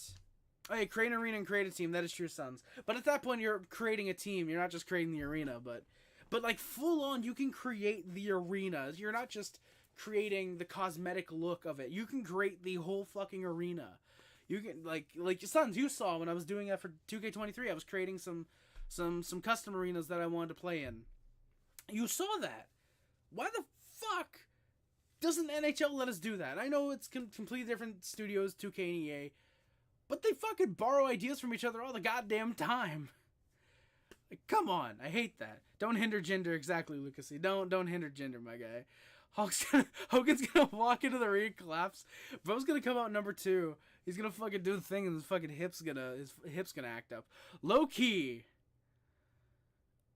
God, why do I feel like Hogan might legitimately enter like number 1 or number 2? Have we confirmed? Luca, I haven't been watching much Raw or SmackDown. Do we know who's going to be number 1 yet? Because for some reason, they always seem to confirm that, like, a week before the actual Rumble. Hey, Boogie Buzz going to enter number 1. Has Triple H kept that up, or has that just been like a, hey, we generally only know, like, 12 guys who are in the Rumble. We don't know who's entering at what number. Rumble's going to go crazy once whenever. Why did I read that as like fucking Benoit's theme? Like, whatever you need, whatever you got. Well, I fucking read that as Chris Benoit's theme for a second. Adrenaline in my soul. Who's Whose theme is that? Whenever. Whose theme is that? I have no idea. I only watch the pay-per-views and keep up with the weekly shows. Luca, that is completely fair. He comes back from the dead at number 30. Sons, Loki, I'd pop hard for that, dude. I fucking loved Chris Benoit. Like, I wasn't a huge wrestling fan when he was alive, but I didn't know about the tragedy until, like, a year after I became a wrestling fan. And I was fucking huge on Benoit, dude. I loved Benoit. Announced on WWE's YouTube channel. I fucking love how this is happening this year. But, yeah, so, I mean, Cody and Punk, I feel like, are the main frontrunners. Drew's getting eliminated in, like, 20 seconds. Dude's done after Mania. I literally love that we've had, like, 12 guys announced from Raw and 1 from SmackDown in the Men's Rumble. And the only guy there is fucking Bobby Lashley. Oh, God. Reigns is really about to bury Randy Orton, AJ Styles, and LA Knight in the fucking same in one match. It was a Benoit joke. Oh, was it actually a Benoit joke? I didn't realize it was actually a Benoit joke. Let's go, Luca. His family loved Benoit too. Sons, yes, they did. Whatever you need, ever you got. I don't even think it was called Whatever Benoit's theme. It might have been Chris Benoit theme name. Oh, it was Whatever. It actually was, yeah. Dude, just number 30 coming out. Fucking dude, if that happened, like I said, I'd fucking pop huge for that. I'd pop huge for either Chris Benoit or fucking David Benoit debuting in the Rumble, dude. That'd be the greatest shit of all time. Benoit's death was a work, brother. Dude, what if 29 was Hogan and number 30 is Benoit?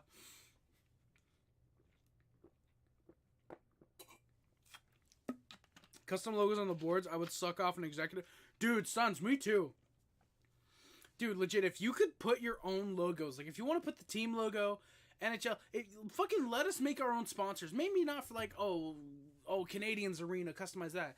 But any custom teams, fucking let us do that. Let us put, if I want to put the fucking Reebok logo or fucking Nike or anything like that, I want to put sponsorships from like 2006. If I'm somehow able to find those logos, let me do that. Dude, legit, like, it sucks that NHL is the best sports game because there's fucking nothing to do in create a team. Hogan's gonna come out, break something, and blame it on the fact he used to wrestle for 100 days. Yes, sir, Luca. We see, brother, I used to travel from America to Japan and back to America so fast. I was working more than 365 days a year, brother. I love that that's his actual fucking excuse, too. That's how he fucking justified working 400 days a year.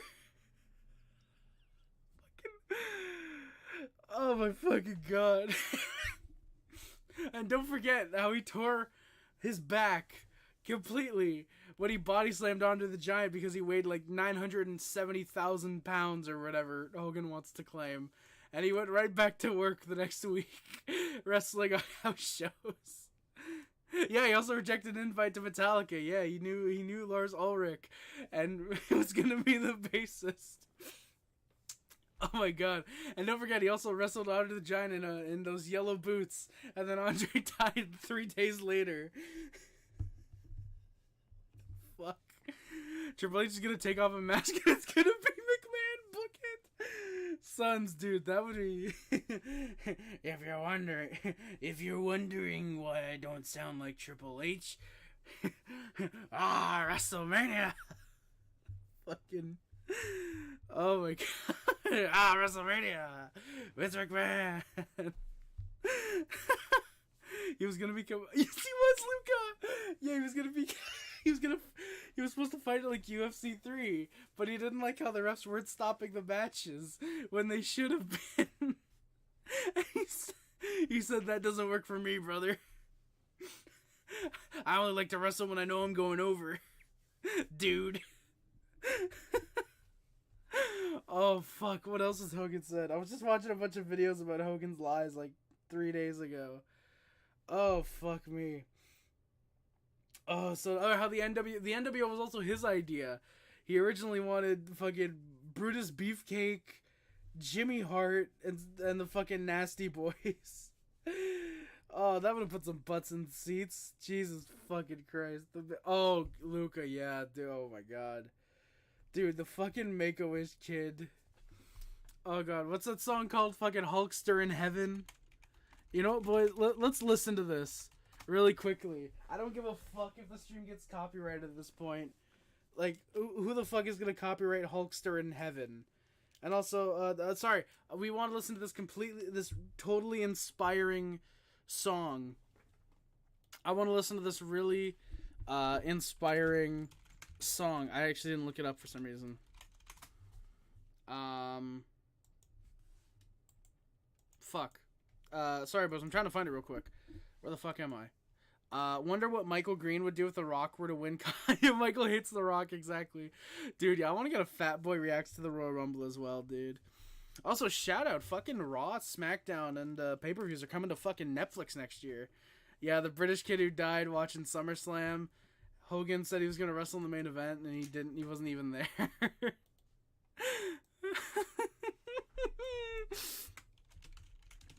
Alright. Hulkster in Heaven. Okay, there we go. Alright, I found it. I found Hulkster in Heaven. Alright, are you guys ready to hear the greatest song of all time? Are you guys ready to hear this? I don't know if this is gonna work, but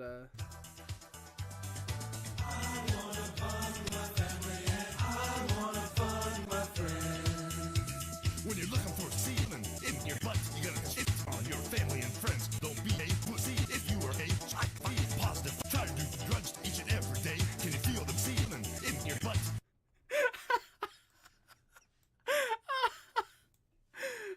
That's one of the funniest fucking parody videos I've ever heard. Hogan slept in during SummerSlam for sure. 400 days took a lot out of him. Exactly, Suds. Exactly, like Lucas said, Suds. This is fucking art right here. All right, legitimately, let's listen to fucking Hulkster. Let's listen to fucking Hulkster in Heaven, baby. Get those fucking lighters going, boys. Wait. I read it in the papers. I saw it on TV. I guess I'll be one empty seat when I wrestle at Wembley.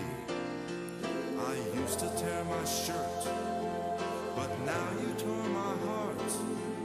I knew you were a Hulkamaniac right from the very start. Right from the start, you were my friend.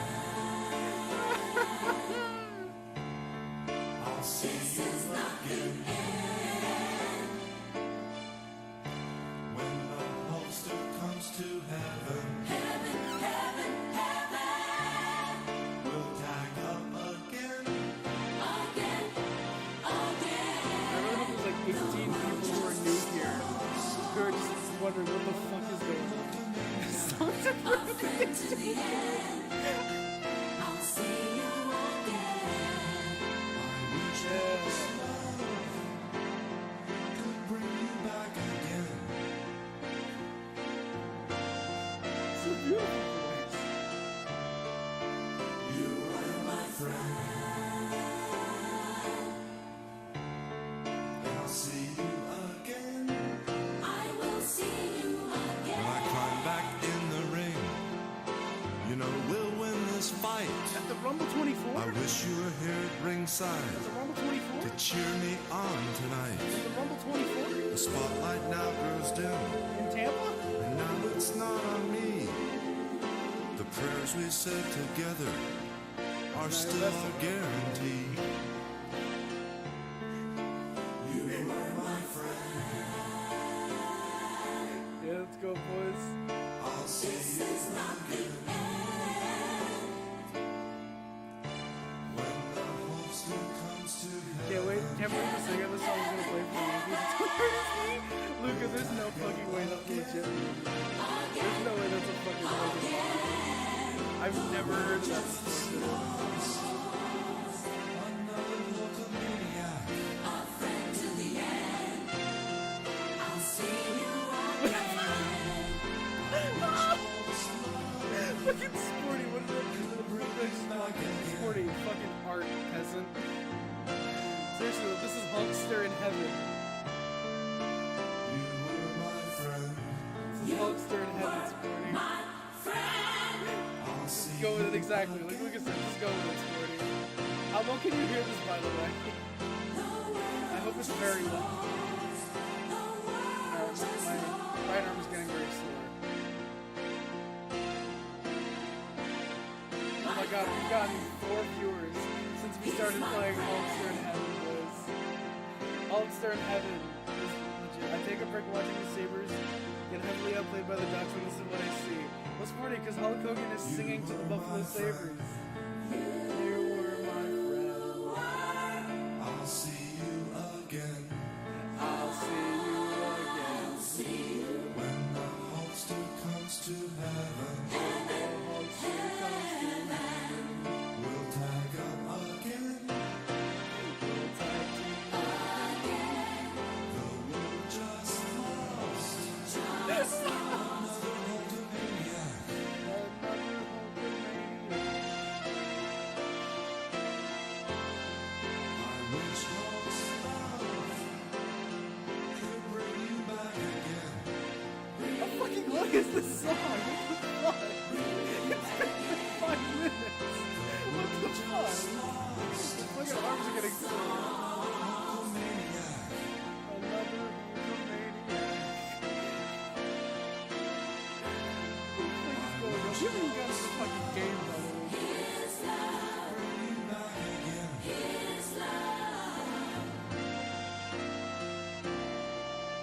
Oh fuck, I think the song's probably over. Oh thank god. Fuck out of here, Hulk Hogan. I don't care. Oh fuck. That was absolutely beautiful, boys. Another Hulkamaniac, a friend till the end. What the fuck was that? Why did I actually play the whole 5 minutes? I really hope the stream didn't just get copyrighted, by the way. I really hope it didn't get copyrighted. A loving tribute from Hulk Hogan to Hulk Hogan. That's the top comment. Oh, fuck me. Oh, yeah, also that rumor that Hulk Hogan was supposed to be on the fucking, on the George Foreman grill. But he turned it down, and then it went to George Foreman. Alright, Sons, what's in the fucking Discord? Video is back on. Wait, what? Oh my god, let's go. 3-0. She's a Democrat. Wait, what's going on, Sons? Oh my god, oh no. Do you mean the fucking Harry Rice Discord? Oh my god. What? I see that, Sons. Oh, YouTube Studio might be glitching right now. And yet I still choose to be part of this channel. Yes, you do, Sporty. Oh, fuck. This is maybe the greatest stream of all time. Alright, should we get to the fucking... Should we get to the fucking game for once? I had to trim a bit so I could clip... No way. Oh my god, since you actually clipped it. I guess there'll be one more empty seat when I wrestle at Wembley.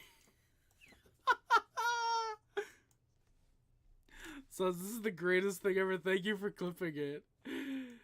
Yeah, if anybody's here, can you just go back to the last like 5 minutes of the stream and watch that? This is cancer. Sons, yes it is, but you know what? Everybody loves a little bit of cancer once in a while. Oh, fuck. Alright, you know what? Let's get to the fucking game, because I've been live for an hour and a half, and I haven't even gotten to the lines. Oh, turn up my mic? Oh, shit. Alright, there we go. Is that work? Fucking, nobody's told me for an hour and a half to fucking turn up my mic. Okay, there we go. It's all the way up. I don't know if that helps. I'm gonna turn it down, actually, just a little bit. Actually, I'm gonna turn the gain down, but I'm gonna up the levels. Sporty, let me know if that works again. Alright. Alright, let's get into the fucking game, because... God. Also, I hope you guys know that I'm clipping that entire 4-minute section. I'm uploading that. Good? Alright, perfect. Alright. The opening lines for the Canadiens were Caulfield, Suzuki, Slavkovsky, Waugh, Monahan, Armia, Pearson, Evans, Anderson, and Pezzetta, Harvey, Pinard, Gallagher. Matheson, Savard, Xhekaj, Gouli, and Struble, Kovacevic were on the blue line. Jake Allen guest starred in net for the Canadiens with like 18 scouts in the building. And Caden Primo backs him up, giving Montembeault the night off. Hopefully, That means he gets the start on Thursday against the Islanders, but we'll see. The opening lines for the Senators were Tkachuk, Norris, Giroux, Greg, Stützle, Batherson, Joseph, Pinto, Tarasenko, Kelly, Chartier, McEwen, Sanderson, Zub, Chabot, Chikrin, and Brandstrom, Bernard Docker were on the blue line. Allen got the start tonight. Yes, he did, Sons. Unfortunately, Allen got the start. Yes, he did. Jonas Korpisalo gets the start net for the Sens as he's been completely horrible this year. Fuck, we're doomed. Oof. Matt Sogard backs him up as he'll be a starter in the future. I really like Matt Sogard. Also, apparently, despite Suns commenting, we are currently at 0 viewers. Yeah, Suns, well, to the Habs win 4-1. That's true, Sporty. Montembeau's in, we lose like 2-1. Primo's in, we probably lose 3-1, let's be completely honest. Before the game, Xhekaj is back home. He has been recalled from Laval. Justin Barron was sent down. He doesn't need waivers because he's waivers exempt. Mitchell Stevens was waived, and he has also been assigned to Laval. Nobody claimed him. Shout out Josh Anderson. It is his 500... I'm going to try that again. Shout out Josh Anderson. That is his... Fuck it. It's his 500 game tonight. Congrats to Josh Anderson. Habs get called for an icing 14 seconds in. Giroux on a 2-on-1 has a shot that just misses wide. Senators then go to the power play. Pizzetta has a nice hit, but immediately grabs Chartier. You can't do that. That's a holding call. Habs get some good clears to start. Josh Allen, quarterback from Wyoming. Thank you, Sporty. Going to the Super Bowl, by the way, this year. Steelers going to Super Bowl. Called for clearly holding Jonathan Kovacevich's stick. Habs are 1-for-1 on the PK. During the 4-on-4, Sens end up pressuring. Habs can't score during the power play. And shorthanded, it's Ridley Gregg who puts it home right off a face-off. Jake Allen decides to impersonate Dominic Hasek. Genuinely, like, if I don't even know how I'd fucking impersonate. I genuinely don't know how to impersonate Jake Allen when literally what he did was they win the face-off, goes down, turns, and leaves like a foot open for fucking Ridley Gregg to put it home. Literally, I genuinely no clue what the fuck he was thinking there. Sens take the 1-0 lead, and we are 0-for-1 on the power play tonight. Quick shout out to the Locked On Sens Twitter account for trash talking Habs fans when the only thing the Sens have been locked in is 8th in the Atlantic. Exactly, Sens. Like, genuinely, the Ottawa Senators are the only team that you can put the E next to their team logo in the standings as soon as the first puck drop happens. Yeah. Hey, Anzi, thank you for coming by, my good sir. Take care. I hope you enjoyed Hulkster in heaven. Have a wonderful night. I hope to see you Thursday, my good sir. Yeah, have a wonderful night, my good sir, once again. Then the Sens score again. Jake Sanderson, 41 seconds after the 1-0 lead, makes it 2-0. Sharks, Hawks, and Sabres as well. Oh, sporty. Respect the Sharks. No, seriously though, it's 2-0. Jake Sanderson ends up scoring. Allen's blocker decides to not work, and he ends up not making the save there.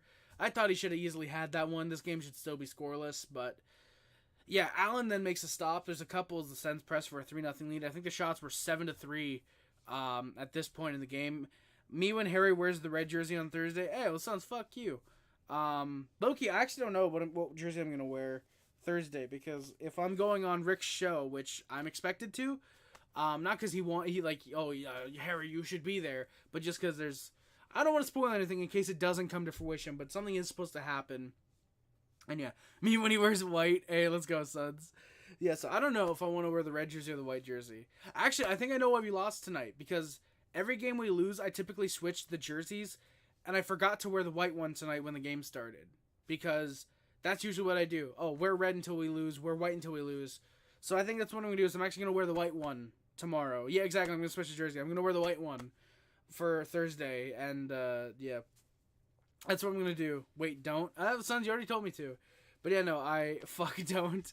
No, but I'll switch. I forgot to switch the white jerseys, so yeah, I'll do that. Please God, we need a win. Sons, you already got your mandatory win with fucking Patrick Waugh in as your coach, my guy. Also, shout out the Rangers only being up 2-0 on the Sharks just about halfway through the game. Bro, the Stars actually ended up beating the Red Wings. Let's fucking go. Daniel Sprong had an assist. That's all that matters to me, baby. Let's go. The Golden Knights beat the Islanders because apparently the Islanders are like the Canadiens. They have zero heart, at least according to Simone.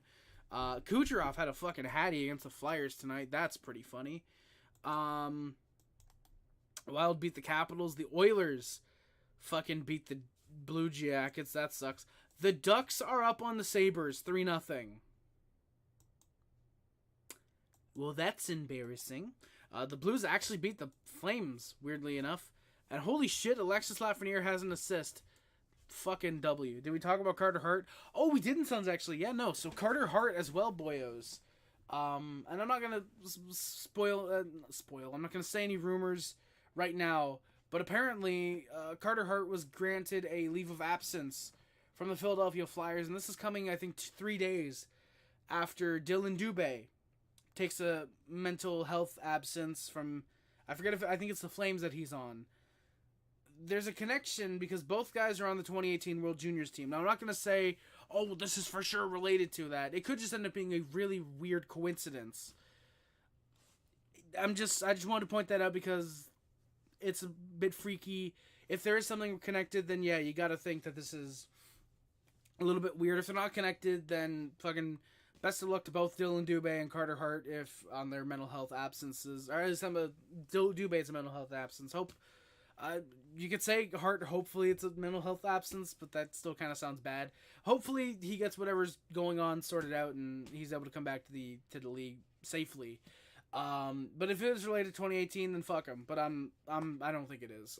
Because like there would have been rumors by now. There would have been inside reports. Oh, Hart and Dubé, they're both off their teams because of 2018. That would have come out by now, I'm pretty sure. But if it is, yeah.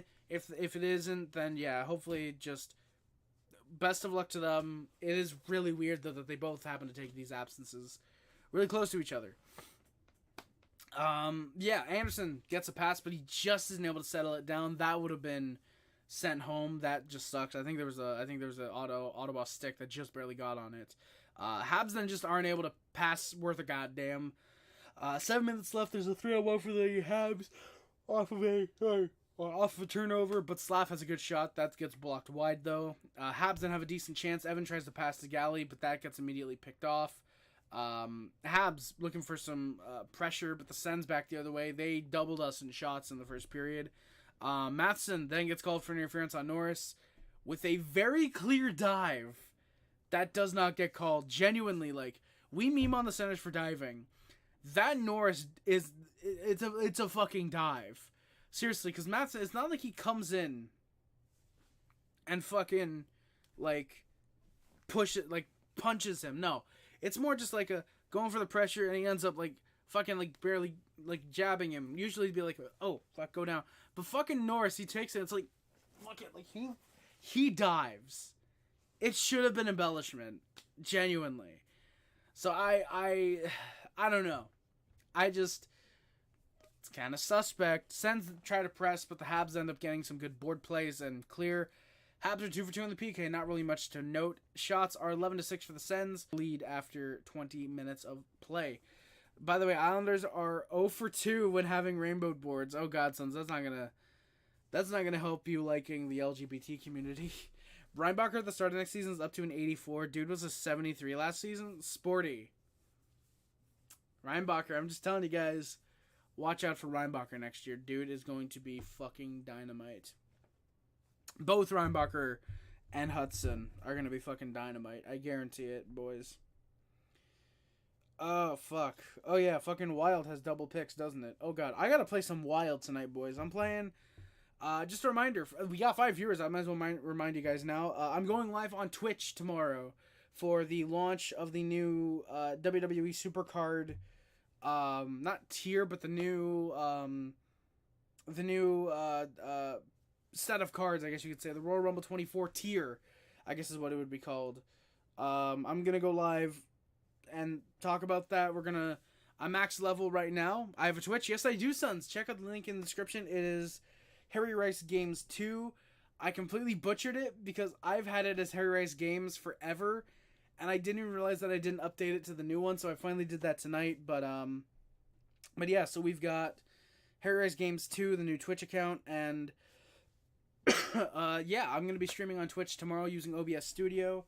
So we're going to see how it looks, how the stream feels, and yeah, I'm currently max level in Supercard, so as soon as we end up streaming and the new tier comes out, I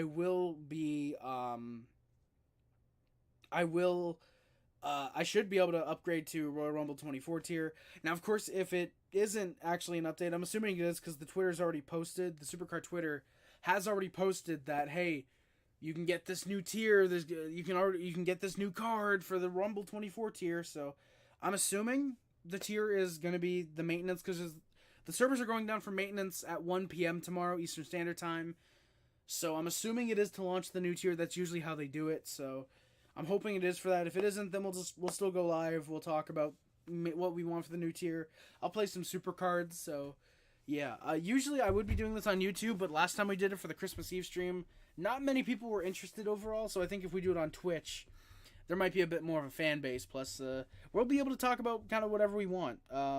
Yeah. So there's that.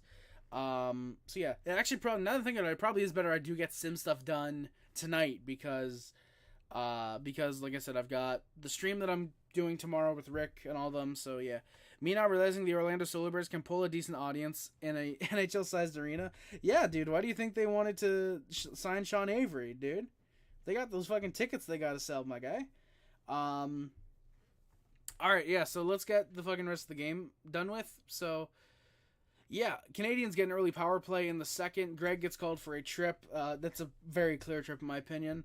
Habs look like trash on the power play. Sens are easily able to clear. Habs are 0-for-2 on the power play tonight. Sens end up getting some control. Not a lot of shots, but the Habs just can't find anything in return. Habs then go back to the power play. Tarasenko's called.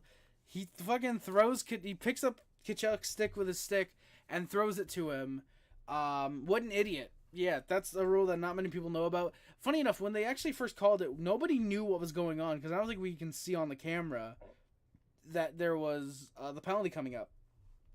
But they called it, and yeah, they showed it on the replay, and yeah, that's a clear penalty. You can't do that. Canadiens tried to find something, but again, just a horrible power play. And another dive ends the power play. Matthew Joseph steps on Matheson's stick, and it's called a trip, naturally. Habs are 0-for-3 on the power play, because why the fuck should the Canadiens get any type of pressure whatsoever? Yeah. And a shorthanded goal. It's Shane Pinto who makes it 3-0. Yo, here I still grinding. Nerd Pops, how's it going, my good sir? Thank you for coming by. I apologize, unless you're someone who came in before and changed their name. Unfortunately, I can't say I recognize the name, so if you could let me know who this is. I clearly it's someone who knows me, because they're saying, yo, here I still grinding. Absolutely, though, dude, I am 100% still grinding for sure, Nerd Pops. I like the name, though. I will say I do really like the name Nerd Pops. And, yeah, wouldn't that be... Oh, shit, McDry! No way, Nerd Pops! Oh, John Alt. Fucking sporty with the John Alt. But hey, McDry, holy shit, dude. It's been a fucking long time, my guy. Dude, how's it going, McDry? Nerd Pops is the new channel name. I liked that, actually. Dude, how's it going? Holy shit, yeah, it's been a long time, dude. Oilers played a fucking good game tonight, I heard. Yeah, definitely a John Alt. Exactly, Nerd Pops, exactly. Fucking sporty immediately. I love that. Because, oh, you know what? Actually, looking at it, that kind of is something John would say. Yo, Harry Rice still grinding. Like, it kind of has that little bit of a John feel, actually. I kind of get that, actually. That's funny. That's funny, sporty. But fucking McDry, dude, it's been a while. What's been up, man? Dude, how's it going? Holy shit. It's been a long fucking time. Dude, what the fuck is up? Holy shit. Alright, I'm trying to get through the rest of the game. I'm gonna be on the lookout for a fucking message from McDry. Don't trust it. 10-second timeout. No, Sporty. Come on. Hey, Sporty, what the fuck? Sporty, what the fuck? What are you doing? Sporty, what the fuck, my guy? Dude, that has to be McDry. Dude, there's no way that's like an alt of like someone malicious, and they're coming in and claiming to be like this, like such an obscure like reference to the channel. There's like no way. I'm not saying like the McDry is obscure, but just he hasn't been. That's a little bit questionable in my opinion. Sporty becoming tyrannical, exactly. Sons. Any news of Sons is a John alt? 10 seconds. Oh fuck! I'm on a John alt. You know what? Fuck it. Give me a second, boys. I gotta unmod Sons. He's gotta get a 10-second timeout. How the fuck do I do this again? I'm not going to actually. Oh yeah. Did you guys hear this? Fuck! It's muted. Fuck it. Damn it. Fuck it. Who cares? Who cares about Hulk? Wanna be a Hulk? No, I'm not. I'm not a virgin. Sons. That's... I'm not a virgin. That's something that John would say. I think you're a John alt, my guy. The scoreboard clock in the back of the old live stream. Yes, Nerd Pops! Dude, McDry, the fucking... Oh my god, dude. The Habs scoreboard clock. I still have that. That's in the other room. Actually, technically... It's right on the other side of the shelves because that's where all like my boxes and are. I still talk like a fucking idiot apparently. No, but that's where on the other side of these shelves is where my boxes are. I still have the fucking scoreboard clock there. I would say if I had like room under these shelves, I would put the fucking scoreboard clock up. The only place I probably could put it. Yeah, Sons is definitely John. What do you mean that's something John would say? I mean, I don't know, Sons. John Loki does strike me as a guy who'd be like, yeah, you know, I'm better than you. I'm not a virgin. He would definitely say some shit like that, for real, though. I could put the clock, like, here, but the issue is, like, I've already got, like, I mean, actually, I probably shouldn't keep both of these plugged in at the same time, but I've got my phone chargers here, and, like, I feel like this wouldn't be a high enough place. I'd say I could maybe put it, like, here, like, right on the wall here, or on this side. I don't know. I do want to put it up. Actually, fuck. Why don't I put it up in my fucking bedroom, actually? Because I don't have a clock in there. I've got my computer. I can tell the time. I actually legitimately should put that shit up. Last time McDry was here, we were streaming at 2 frames per second. Exactly, Sporty. Dude, probably, too. McDry, what do you think of the new setup, my guy, by the way? What do you think of the new setup? We got the fucking fiber optic. I've been promising that for like 4 years. We finally got it last summer. John is a virgin. You know what? That's actually very true. John is very much indeed a motherfucking virgin. Oh, wait, contains through the following. Oh, wait a minute then. Actually, yeah, why don't I wait until the fucking... Okay, yeah, so I'm going to wait until tomorrow to pick these. Oh, fuck third period. Oh, God, Sporty. Sporty, just keep me on your phone, my guy. I like the setup. It's better than John's. We have won it live, boys. All right, I can officially stop streaming. I've done something better than John. No, legit. Thank you, though, Nerd Pop. I'm very happy to hear that. I'm glad they like the stream layout. I think the lines aren't always here. I'm actually gonna take those off. There we go. That's the plan. Hey, let's go, Sporty. Hell yeah. But yeah, fucking, I like it too. Like, it's not super busy. It's not horrible. Randy, hey Harry, thought it was gonna be Randy. It was gonna be a short stream, and then we ended up fucking talking for like an hour before we even got into the game. We ended up listening to Hulkster in Heaven. And then fucking I don't even know from there what I've had like a blackout the last like 20 minutes.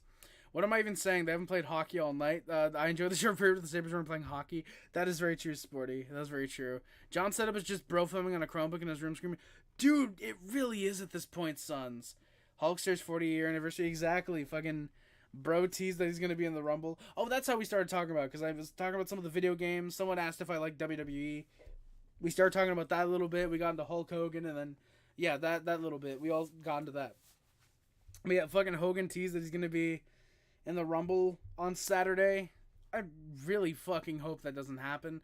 Low-key, boys, what I might do is I might do like a double stream. Actually, I don't know. If we're being completely honest, boys, what I might end up doing is, depending on how the game on Saturday goes, what I'm probably going to do is Saturday watch the game, and then maybe we'll review it Sunday, because I really want to watch the Royal Rumble. So maybe that's what we'll do, boys, is we'll, oh, fuck, that's very convenient for me, the Supercard match. But yeah, maybe that's what we'll do is we'll watch the game Saturday and then review it Sunday. I mean, we might get less viewers, but I really want to watch the Rumble, but fuck, again, I don't know, maybe we'll, and I don't want to get spoiled either. I don't want it to be like, hey, did you know blah, blah, blah, blah, blah, return? It's like, oh, fuck. So, yeah. How is it that John's internet got progressively worse as the years go by while years got better? Dude, exactly, Sporty. Exactly, my guy. Dude, that's another thing, too. It's really funny, is that fucking John's internet got so bad. Dude, like, literally, I watched a stream of his from, like, 3 weeks ago. Or, like, the last time he streamed, which was, like, four years ago, let's be honest. No, but it was, like, a couple weeks ago. And genuinely, I watched it and I was like, what the fuck, dude? Like, genuinely, the dude did not know. Like, it's like he lost the ability to fucking stream properly. It's insulting almost how bad his streaming ability is. It's insulting. John's vibing in his car talking about some random trade rumors. Exactly, Sons, dude, exactly. Bro, John's fucking vibing in his car, screaming about the Leafs finally winning a playoff series. It's fucking pathetic, dude. Randy, I hope you got bread to last you the rest of the night. God damn it, Randy.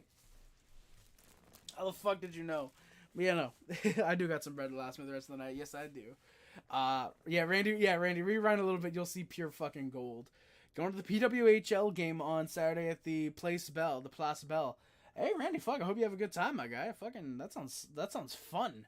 We should watch the Rumble in VC for real. Sons, if I can find a legit source to stream it, I 100% will. Because I know, like, if we're still all together next year, fucking the Rumble next year, we can definitely watch in VC, because it's going to be on fucking Netflix, which is going to be fucking insane. It's going to be genuinely hilarious. Harry, so sorry for going off topic a little bit. Raymond, if we don't go off topic like 8 times a stream, fucking, we're not a Harry Rice stream. But have I seen the GTA 6 trailer? Yes, I did, Raymond. I did a video on it last year. Last month for 25 Days of Harry, I did a reaction to the trailer, and it's going to be fucking sick. That's really all I can say. GTA 6, it's only another year away, boyos, and I'm excited to see when it comes out what goes on. John's internet got so bad because of his screaming. Nerd Pop's low-key, probably. I'll be completely honest, dude. It probably did. Like, dude screamed every time Cody Cece and Martin Marincin stepped on the ice for no goddamn reason. Like, seriously. Wow, Oilers win again. 14-game win streak now after tonight's win. 3 more wins away from tying the record of 17 games. That's true, Raymond. I saw that too, actually, today. John lacks talent in streaming. Dude, he does. 4 wins away from breaking the streak. Yes, Raymond, indeed. Sporty's losing his mind about the fucking Ducks going on a power play early in the third. That's great. But, Sons, he really does. Like, here's the thing. John is not a terrible analyst. He's half decent at, oh, well, this team might need that. He's not terrible at that. But it's the overall presentation of his stream. It's the way he acts. It's his knowledge of the internet. That is all incredibly lacking, in my opinion. Like, seriously, like, you look at a guy like John. He doesn't embrace any memes. I'm not saying you have to, but he doesn't embrace any memes that the channel really makes. He doesn't acknowledge much of the community anymore. You know, he doesn't do anything for the community anymore. His Discord is fucking barren. You know, I'll say that his Discord is legitimately barren.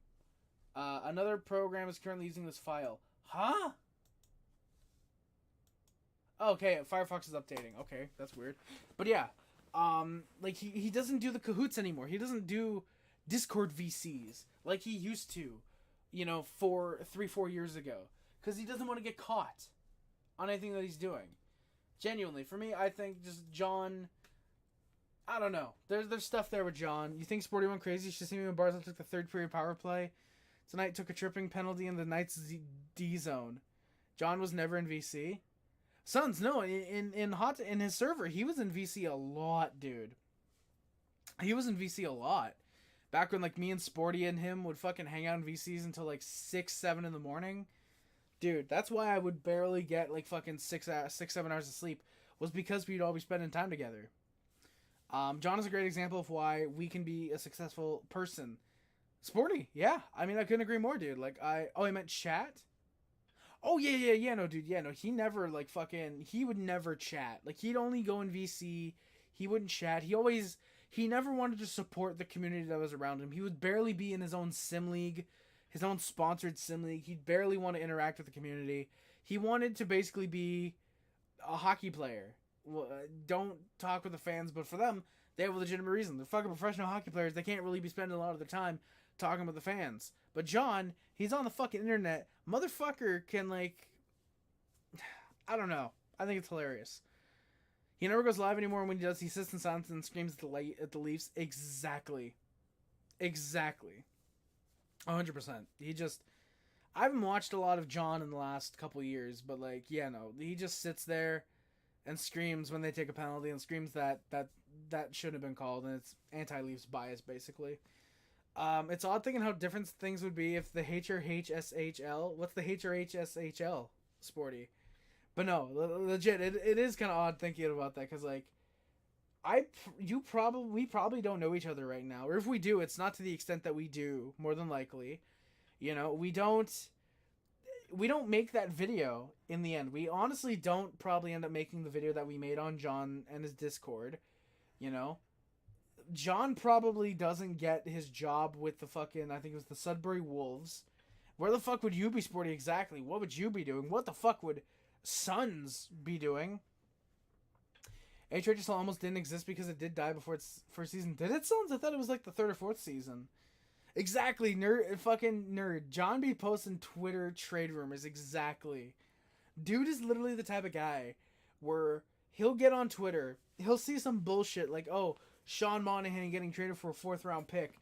He'll report on that and then spend half the video talking about how the fucking Leafs are gonna trade a 3rd round pick for fucking Nick Suzuki or some shit like that. Genuinely, like, Sons, we should totally start something online. Sons, yeah, maybe. I mean, we should talk about that for sure. Sons would be in jail if we didn't allow us virtual terrorism in the league. Sons, you know what? He probably would be, Sporty. He probably would be. More than likely, let's be completely honest. Alright, so... what am I going to do? There's something I wanted to look at real quick. No, not user settings. Can I switch accounts on here? Oh, let's go, I can. Wait, is this the same one? Fuck, no it's not. Damn it. I was trying to... What the fuck is in my general chat in the Discord? The HCH server would still be around. Harry would be allowed back into the server because the HHSL server doesn't exist. So the messages about Arlen don't exist. Kim and Harry never fall out. Fucking Arlen, dude. Ooh, and now she's out of the hot take hockey community, which is fucking hilarious. Genuinely. Dude, it's such a butterfly effect. If I don't have the idea... Dude, this all starts when Raybro fucking introduces me to sim leagues. Dude, because the league that he was in needed GMs. Dude, imagine if fucking Raybro never invites me to that sim league. I never get the idea to do a sim league. We don't make that video. Like you said, the HCH server is still around. Me and Kim never fall out. The lounge goes undiscovered. Mods don't turn on John. Exactly, Sporty. How many fucking things would be different if you never had access to the lounge? Dude.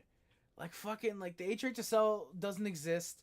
Coffee God's probably still being a dumb bitch moderator. HCH's downfall is Raybro's fault. Sons, low-key it is. By, like, virtue of, like, this fucking umbrella effect. Like, it is Raybro's fault, basically. Through this, like, fucking chain of events. Like, it all ties back to him. You know? Because, like, again, if Raybro doesn't invite me to that sim league that needs GMs, I don't get the idea to run the HRHSL. We don't find out about the lounge. It goes over. I'm probably allowed back into the fucking server, in the HGH server. And then, boom. Where does that leave us today? Am I sitting here right now talking about the Ottawa Senators game? Am I here doing stuff on John's channel? Thank fucking God. Dude, it kind of is, Sporty. The start to where we are now was kind of the short tenured fucking Chell and Chill podcast. It kind of was, dude. It kind of was. Tape to Tape still streams? No, he probably still tries to hang himself, let's be honest. But yeah, no. Probably, fuck Tip to Tip, by the way. Dude's a piece of shit. Fuck him. If he ever sees this, I have a thumb. You can sit on it. You can spin, too, if you want. You fuck. But, Dude, John's channel probably does pass 90K. And let's be honest, I'm probably bigger than I am right now. Let's just be 100%. But I don't care. I don't care if I'm bigger with John, because I'd rather stick up for the fucking homies. Like fucking Sons and Sporty and Nikki. As much as we want to shit on Nikki, I'd rather stick up for the fucking homies and do what's right. You know? Re-listening to the first episode, I was so different, dude. I was still an introvert, which is what... Dude, it kind of is Sporty. The first episode, was that the one where we got John on? Or was it the second episode and the first episode was Kim? I think that was the first... No. Because I know it was John, Kim, and Off the Wall that we got. John gets a deal from Sportsnet. Oh, dude, yeah. John gets a deal from Sportsnet. He, like, gives me the channel to take over. You know? Like, I'm pushing, like, 100K probably, let's be honest, on that channel. It was John as an effort to get it on his channel. He did want challenge on his channel, didn't he, dude? Yeah, dude, I remember that, because it was, like... He wanted us to make that content for him. And, like, what happened? I forgot what happened there, Sporty. Was it just, like, he didn't like the first episode, or he didn't like what the fuck happened? I forgot that. He completely wanted that. He wanted that podcast on his channel. I forgot about that. Holy fuck. Prediction of the Royal Rumble winner? Randy, I think that it's going to be either Cody or CM Punk. I'm rooting for CM Punk, but I think it's going to be Cody, unfortunately. Obviously, Hulk Hogan's going to eliminate 28 guys, and then the winner's going to eliminate him, obviously. He loved that his viewers were coming together. Sporty, yeah. Dude. Oh my god. Dude, yeah. Didn't he want to name it the Hot Take Hockey Podcast or something? Or am I misremembering that? Did he not want to name it the Hot Take Hockey Podcast, and, like, he would come in every couple episodes as, like, a guest or something? Exactly, Sporty. We were really always just his viewers. We were never his fans or his friends or anything like that. We were just people who watched him. Which is fucking insulting thinking about it. Precisely, exactly, dude. Yeah, the Hot Take Hockey Podcast. Like I said, like, fuck, dude. This is like unlocking fucking repressed memories now. Dude, you know, maybe John's more of a piece of shit than I remembered.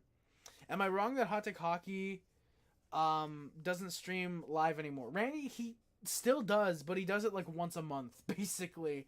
He used to stream like every fucking day, and he does not do it anymore. Sporty, share that shit with me, dude. The Hot Take Hotcast. I remember that, Sporty. The Hot Take Hotcast. Dude, you gotta share that shit with me, dude. I missed watching him lose his shit in the playoffs. Randy, dude, me too. I'm in it? Wait, what? Google Docs. No, I don't want Google Docs X. I want Google Docs. And not like Google Docs, like DOX, like I like Google Documents. Dude, no way. Why do I not remember this? Game list, links. Is this from like 2020? No, Sporty, I'm not in it then. Unless I logged in with another account, but it would, it's not here. New HTH show idea.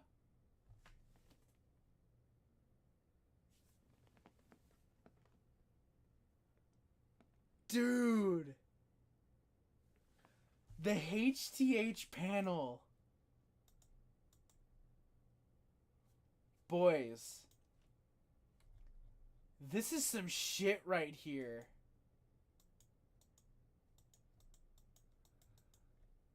Dude. What the fuck? Hey, Sporty's on it too. Let's go. Sporty's on the fucking, on the document. God. Sporty, you're so lucky. I was gonna put this on the fucking thing. I'm done with my universe. Oh, Hot Take Hockey community would still go on about how it did in 2020 with small conflicts, but nothing big enough to end the server. Dude, Sons, probably. Yo, Sporty, low-key. Sporty. Fuck John. We should do this shit. We should do this shit for real. Like, take this type of thing. We should work on this. And that's why I was gonna say what some of the shit was that was gonna be going on.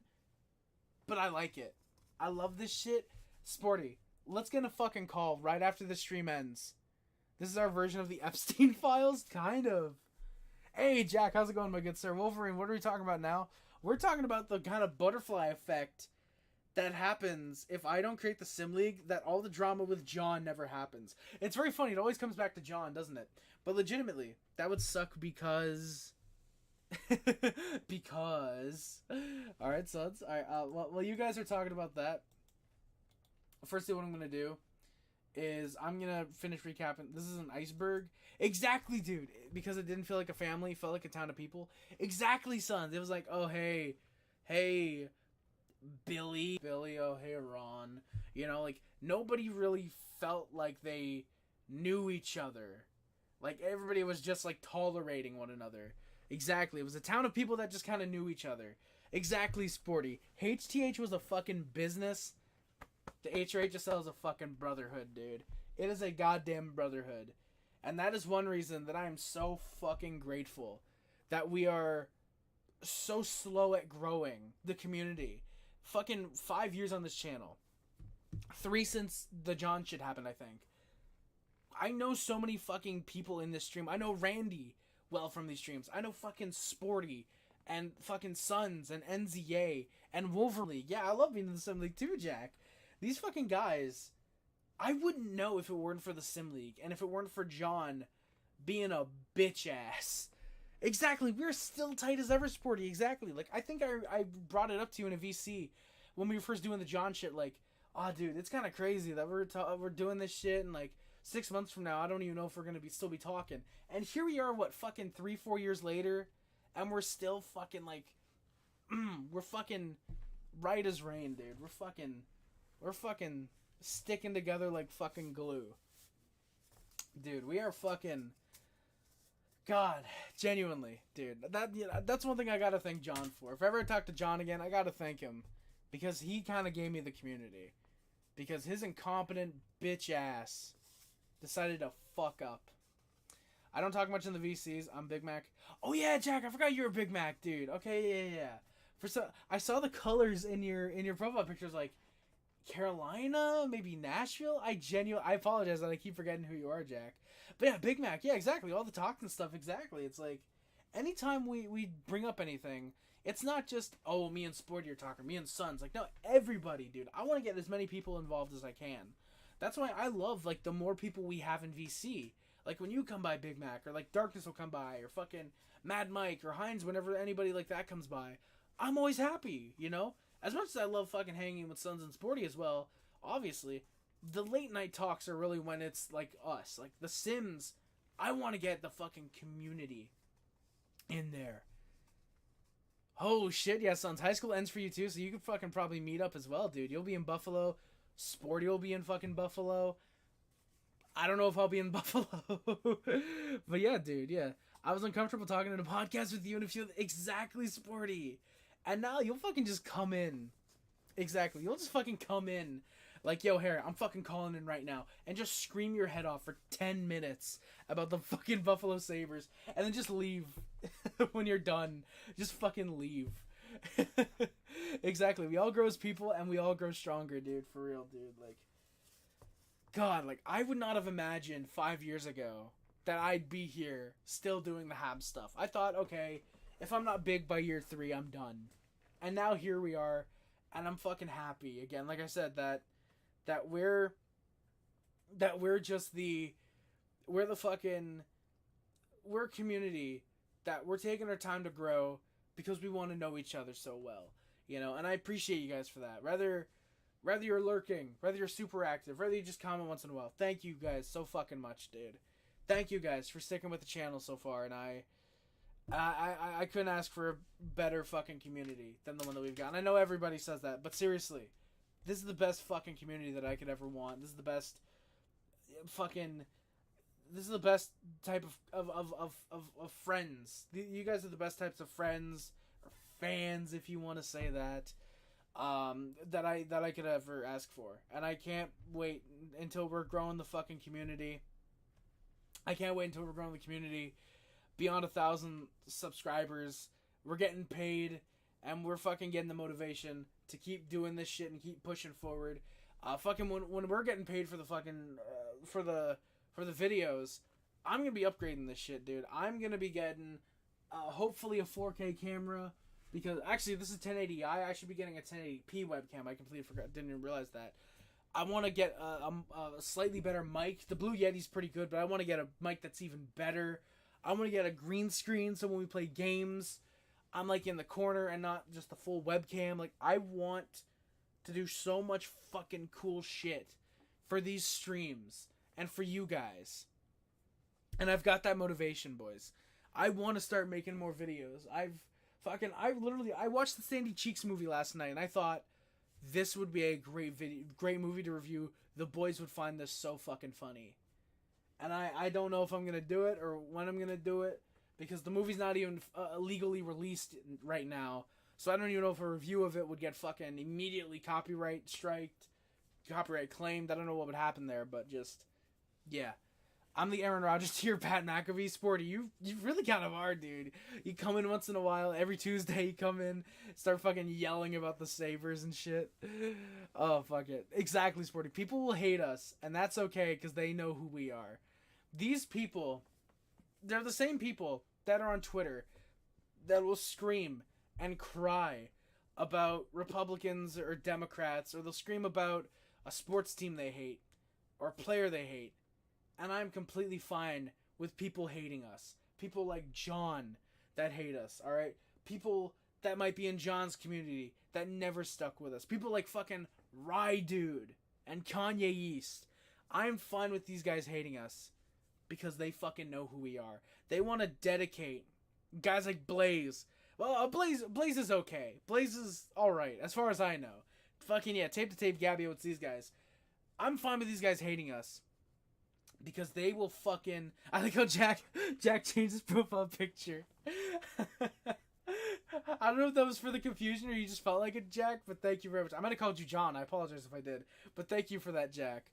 But yeah, dude, like... Exactly, yeah. Big Mac, like, if you want to join the call after, we'll tell you. If not, next stream you join, just remind us and we'll tell you, but yeah. Or next sim, fuck it, why not? Next sim we'll tell you. If you're not in call tonight, just remind us and blah, blah, blah, blah, blah, blah. But yeah, I need an updated pic. Yeah, you know what, Jack? That's fair. That's fair. I like it too. It's gonna be a little while to get used to the white instead of the red, but just from the little blurb that I can see, I like it. It looks good. But yeah, dude, like Sporty, yeah, like these guys will actively talk shit about us, and I'm fine with it because again, they knew who we are. They are putting in this energy to talk about us. I'm not talking about them. I completely forgot about Blaze and Gabby Oates and those guys. If they want to talk shit because they know who we are, I'm completely fine with that. Because they are talking about us. We're not talking about them. We clearly left an impact on them enough to want to talk shit. That's called publicity. Exactly, Sporty. Now, I don't exactly agree in any publicity is good publicity. But when it's something like that, where it's like, hey, you know, fucking, I don't like Harry Rice. He has bad opinions. Like, that's good publicity. Because people are going to want to watch the streams to find out, hey, what bad takes does Harry Rice have, you know? What makes this guy hate him so much? They're going to watch that shit. People who don't like Sporty, once he starts popping off of content, they're going to check him out, you know? They're going to check him out for the fucking passion and the content that he makes. Alright? And these guys that hate us, I fucking love it. Whether you love me, you hate me, you love us, you hate us, I don't care. Because you are watching the content, and you are checking us out, and you are clearly entertained to some degree. And that's what this is about. Is being a community, and being a goddamn... getting the fucking attention on you. That's what matters most. Suns is the plane to my tower. Thank you, Suns. Yes, of course. Black Viper, it's the rebuild. Exactly, Black Viper. Exactly. Yeah, it's 1:20 in the morning right now. Exactly, Jack. Yeah, I completely get that. But like I said, if you can't join the call after, just, again, next sim, type in chat or whatever, just remind us that we're going to tell you the story, and fucking, yeah. Like I said, I don't know how long the stream's going to go. It's already been 2 hours. I still got the rest of the second and the third, which I'm probably just going to run over real quick. Because let's be honest, anyone who's watching this on the replay, if you're still at this point, fucking thank you. Holy shit. But yeah. I'm like Keemstar if I'm not emotionally connected with you and you shit talk me, I won't care. Exactly, Sons, exactly. Like, if fucking someone like Gabby, for example, or Tape to Tape, if Tip to Tip talk shit, I'm laughing. Because I know exactly how I would respond. And I'm not gonna say it here because I ain't fucking getting canceled on YouTube, not yet. Then give me a year or two. But let me get 1,000 subs, then you can try and cancel me. See if I give a shit though. But but I'm gonna laugh that shit off because it's the same shit that these people will say.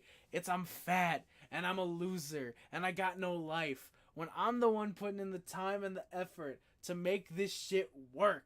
Tape to Tape quit on YouTube because it was so hard and it was so emotionally bearing and he was crying himself to sleep on every stream. And I'm doing this shit. I'm doing this shit with the way that I fucking look, the way that I am, and I'm still doing this shit. What does that tell you about my fucking character? That I'm willing to keep going, that I'm willing to keep doing this shit, despite what anybody fucking tells me, that I should just quit. I'm no good. I'm still doing this. And Sporty's trying to get into it. And Sons wants to fucking do this shit. Alright? You fucking hate me? You hate the channel? You hate my boys? Fucking suck it. That's all I gotta say. Alright, let's go. Where the fuck did that come from? I don't know where that came from, but... I don't know where that came from, but hell yeah, let's keep going. If you have haters, then you're doing something right because someone disagrees with what you're saying. Exactly, Sporty. If nobody cares... Ow, I just fucking cracked my fucking ankle. Exactly. If nobody cares about what you're saying, that is bad. When people say nobody cares what you're saying, people care. It's always when people will disagree immediately with you and be like, no, you're wrong, here's why. Or if people are like, dude, nobody cares what you're saying, they care about what you're saying. Alright? That's why whenever I'm on Twitter, Barry breaks his ankle live on stream, I just put my fucking other leg on my fucking leg and I broke my ankle. That would be really funny though if I broke my ankle on stream. That would be on live fails tomorrow, and low key, that's good publicity right there. People be coming in making ankle jokes and shit. Fucking Kurt Angle put me in the fucking ankle lock and some shit like that. Oh fuck. Oh, but yeah. But it was Sporty. I couldn't agree more, dude. Like I said, fucking. That's why when I'm on Twitter, I'm a shit disturber. I'm the Sean Avery, the fucking Todd Bertuzzi. I'm the Brad Marchand of Twitter for hockey. I will get you to talk shit, and I will talk shit back. I will get you to hate me or like me, but you will pay attention to me. That's why when I'm on Twitter, do not take what I say seriously. When I'm on YouTube, this is what I legit mean. This is what I legit think and say. When I'm on Twitter, and I think I even have it in my Twitter description, that, hey, what I say here is all for jokes or whatever. I'm doing that shit to get people to look at me. I want the attention, and I want people to like the streams at the very least, and enjoy the shit that they're watching. That's what I want. And exactly, what you know, and what you know yourself is right. Exactly, Sporty. Exactly. When you fucking, when you have haters, you're doing something right. Because that means that people want to be like you. They want to follow in your footsteps. But they know they can't. So they choose to hate you instead. Exactly. We're coming back. It's 3-2, Sporty. No fucking way, dude. Alright, well fuck it. I'm gonna get through the rest of this game really quickly. And so the power play, Tarasenko, Shane Pinto made it 3-0. Yeah, so a shorthanded goal makes it 3-0. Shane Pinto scores. Allen's glove hand is complete trash when scouts were in the building. See you in VC. Hey, no problem, Sporty. I'll be in like 5-10 minutes. I'm gonna try and rush it really quickly, honestly. Sens get control. Savard tries to point out a penalty, but there's nothing that gets called. Sens don't get many shots on net. They end up with a 5-hole shot, but Allen surprisingly saves it. Habs then go to the power play. It's a delay of game on Jake Sanderson. Clear as day. Puck just ends up bobbling on him. That one admittedly kind of sucks, but it's the Senators, so I don't care. You can't embellish that. Habs end up pressuring. Sens are able to clear. Caulfield has a good stop that's stopped by Korpisalo. A good shot that's stopped by Korpisalo with just seconds left in the power play. I put Fire Burrows is not working. I still think that. Habs are 0-for-4 in the power play. Armia has a big tip in front on I believe a Xhekaj shot, but that just barely misses the net. Canadians were starting to heat up a little bit. The top line ends up pressing. There's some good looks for Caulfield. Slavkovsky has a shot stopped. Zach McEwen then gets called for a penalty. He gets called for a trip on Xhekaj. Habs try to press, but there's nothing. Sens easily able to clear. Habs are 0 for 5 on the power play. And yeah, so that's your score. The power play comes with about 3 minutes left. The shots are 19-15 for the Sens, and it's a 3-0 lead for them. Yeah, Caulfield has a big shot robbed by Korpisalo 30 seconds in. I put Habs are the only team in the league that get goalied. I meant they're the only team in the league that regularly get goalied.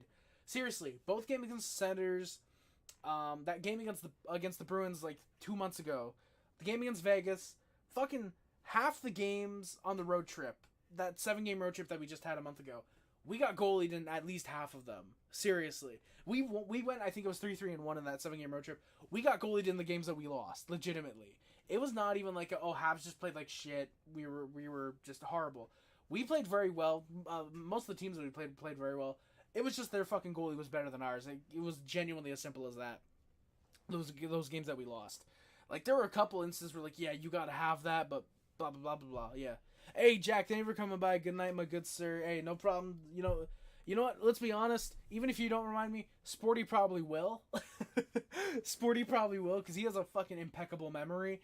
Fucking, he mentioned that shit about the HTH podcast from, like, 4 years ago, and I completely forgot about that. So he'll probably remember next time when you come in. Hey, let's tell Big Mac the John story, so...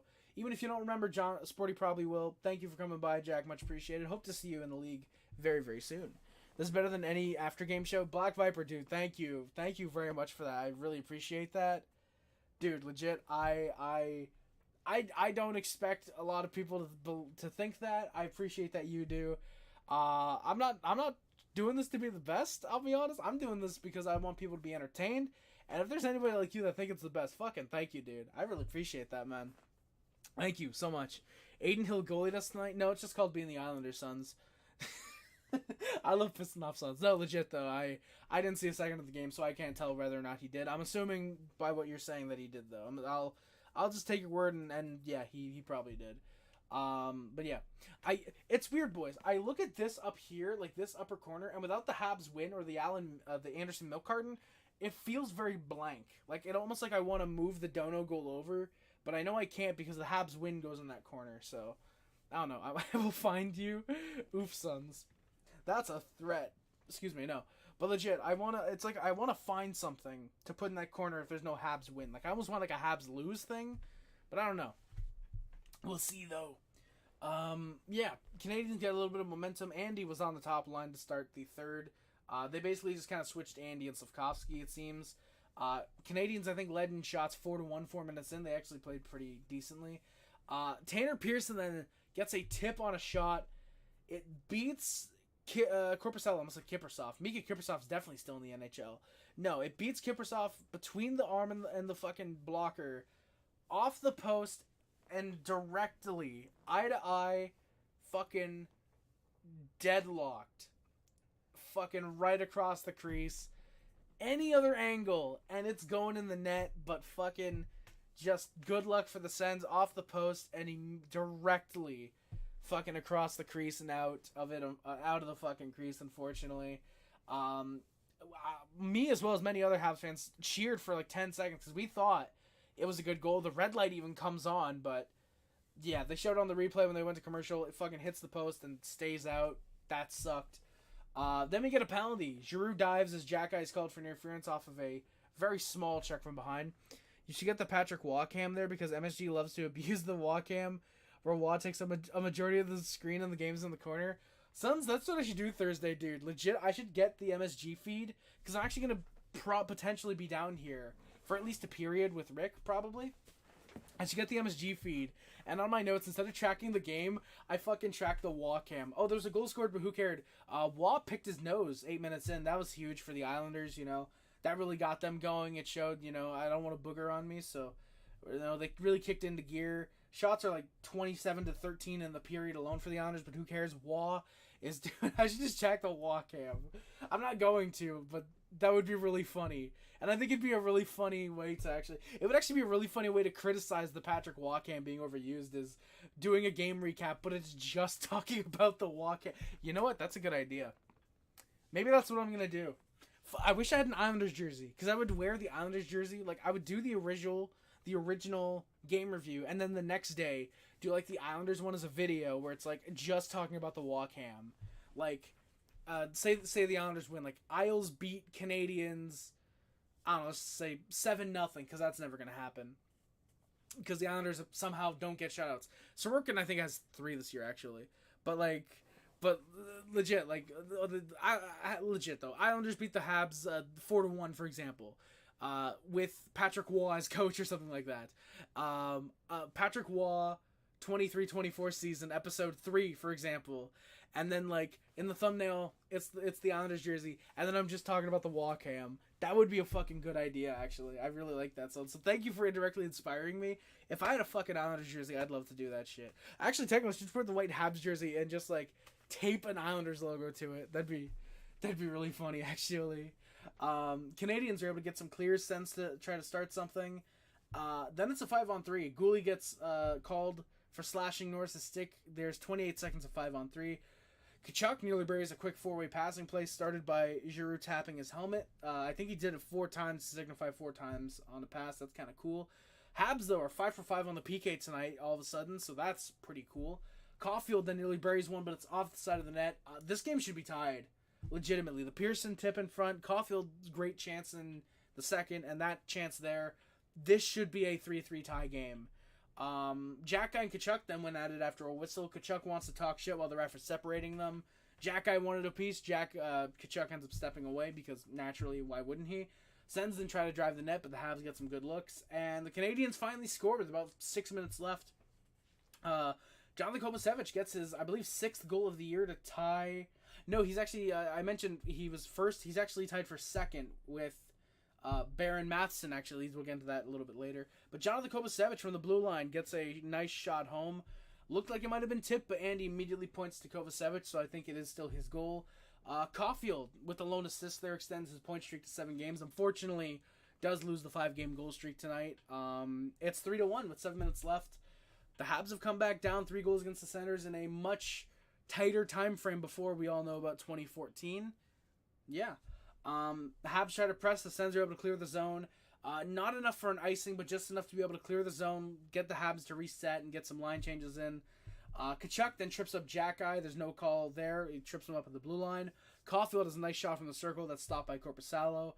There's an empty net for the Canadiens with 4 minutes left. Tarasenko has a hit on Matheson. There's no call, despite Matheson not having the puck. Then it's 4-0. Matthew Joseph, with about 2.5 minutes left, gets the empty net goal. The only way he can apparently score goals. The game was long over. Canadians tried to press, but the Sens just cleared the puck. Very boring hockey. And that's your final. 4-1 final for the Senators. The final shots are also 28-26 for the Sens. So the Canadians pressed in the third period. They really tried their best, but just wasn't enough to be able to come back in time for the game. The first and second really hurt the Canadians, as well as Jake Allen's Dominic Hasek impression really hurt them tonight. So yeah, we're going to get through these stats, and then we're going to get on out of here. Nick Suzuki, leads the team with 12 goals, 26 assists, 38 points. Caulfield leads the team in goals with 16. He also has 20 assists for 36 points. Mike Matheson's got 7 goals, 25 assists, 32 points. Sean Monahab's got 12 goals, 20 assists for 31 points. Yuri Slafkovsky's got 6 goals, 12 assists, 18 points. Brendan Gallagher's got 8 goals, 8 assists for 16 points. Alex Newhook is unfortunately still hurt, should be for about another month or so. He's got 7 goals, 6 assists, 13 points. Jake Evans, 2 goals, 11 assists, 13 points. Josh Anderson, 7 goals, 5 assists, 12 points. Justin Barron, who is currently in Laval, it's weird to say that, he's got 6 goals, 6 assists for 12 points. David Savard, 4 goals, 7 assists, 11 points. Caden Gooley's got 3 goals, 8 assists, 11 points. Yoel Armia, 8 goals and assists for 9 points. Michael Pizzetta, 2 goals, 7 assists for 9 points. Sorry. Jonathan Kovacevic, 6 goals, 2 assists, 8 points. Tanner Pearson, who is healthy, finally, has 4 goals, 4 assists, 8 points on the year. Christian Dvorak, who's unfortunate now for the remainder of the year, as well as Jesse Ullinen, they have 3 goals, 4 assists, 7 points. Jordan Harris, he was a healthy scratch. Yes, he will in, by the way, for I think the third game in a row, I think it is now. Jordan Harris and Rafael Harry-Pinard each have a goal, 5 assists for 6 points. Jaden Struebel's got 2 goals, 3 assists for 5 points. Gustav Lindstrom, when he was with the Canadiens, had 3 goals and assists for 4 points. Mitchell Stevens, who's currently down in Laval, has 2 goals, 1 assist for 3 points. Xhekaj on the year's got a goal, 2 assists for 3 points. Joshua Waugh with goal and assist for 2 points. Kirby Dach, who's unfortunately out for the remainder of the year, as well as Caden Primo, have 2 assists each. Jake Allen and Sam Montembeault each have an assist. Michael Bozzetta, he's got 5 fights. Josh Anderson and Xhekaj each have 3 fights. Yaroslav Kovsky, Caden Gooley, Tanner Pearson, and Jaden Struebel each also have a singular fight. So yeah, boys, that is going to do it for today's stream. Thank you all so much for watching. Do not forget to like, comment, subscribe, favorite, share, which includes but it's not limited to YouTube, Facebook, Twitter, Instagram, channels, comments, everything else. My name is Trace. Subscribe to the Pub Club, the H Club, Sub at the H Club, remember the Launch Club. Thank you very much. Sons and supporting. Thank you all so much for watching, or thank you very much for moderating comments on shares. It's much greatly appreciated. Again, boyos, just a final reminder, we will be streaming live on Twitch tomorrow for the new tier for WWE Supercards, so that's going to be fun. We'll, like I said, we'll be doing that on Twitch. If I was confident that I'd be able to do simulcast, I would, but I don't think I'll be able to, unfortunately. Or I don't think it would work, I should say. But, yeah, we'll be streaming on Twitch, like I said, and then we'll be back live again on Thursday. Actually, Wednesday, we'll be also recording Wednesday night the Hab Normals podcast. That will be uploading Thursday. We'll be live on Thursday after the Penguins game like usual. Sorry, the Islanders game like usual. And I'm actually going to be live during the game because I'm going to be on Rick's channel more than likely. So there's that. We potentially have a special guest on Hab Normals, and might also have a special guest on Thursday's game recap. Not game recap, the game watching thing on Rick's channel. We might have a special guest for that as well. And yeah, and then we'll be live again on Saturday for the recap of the Penguins game. Sorry, my desk is it's got some smudges on it. Just want to clear those up real quick. We'll live Saturday, and then we are on a big break for the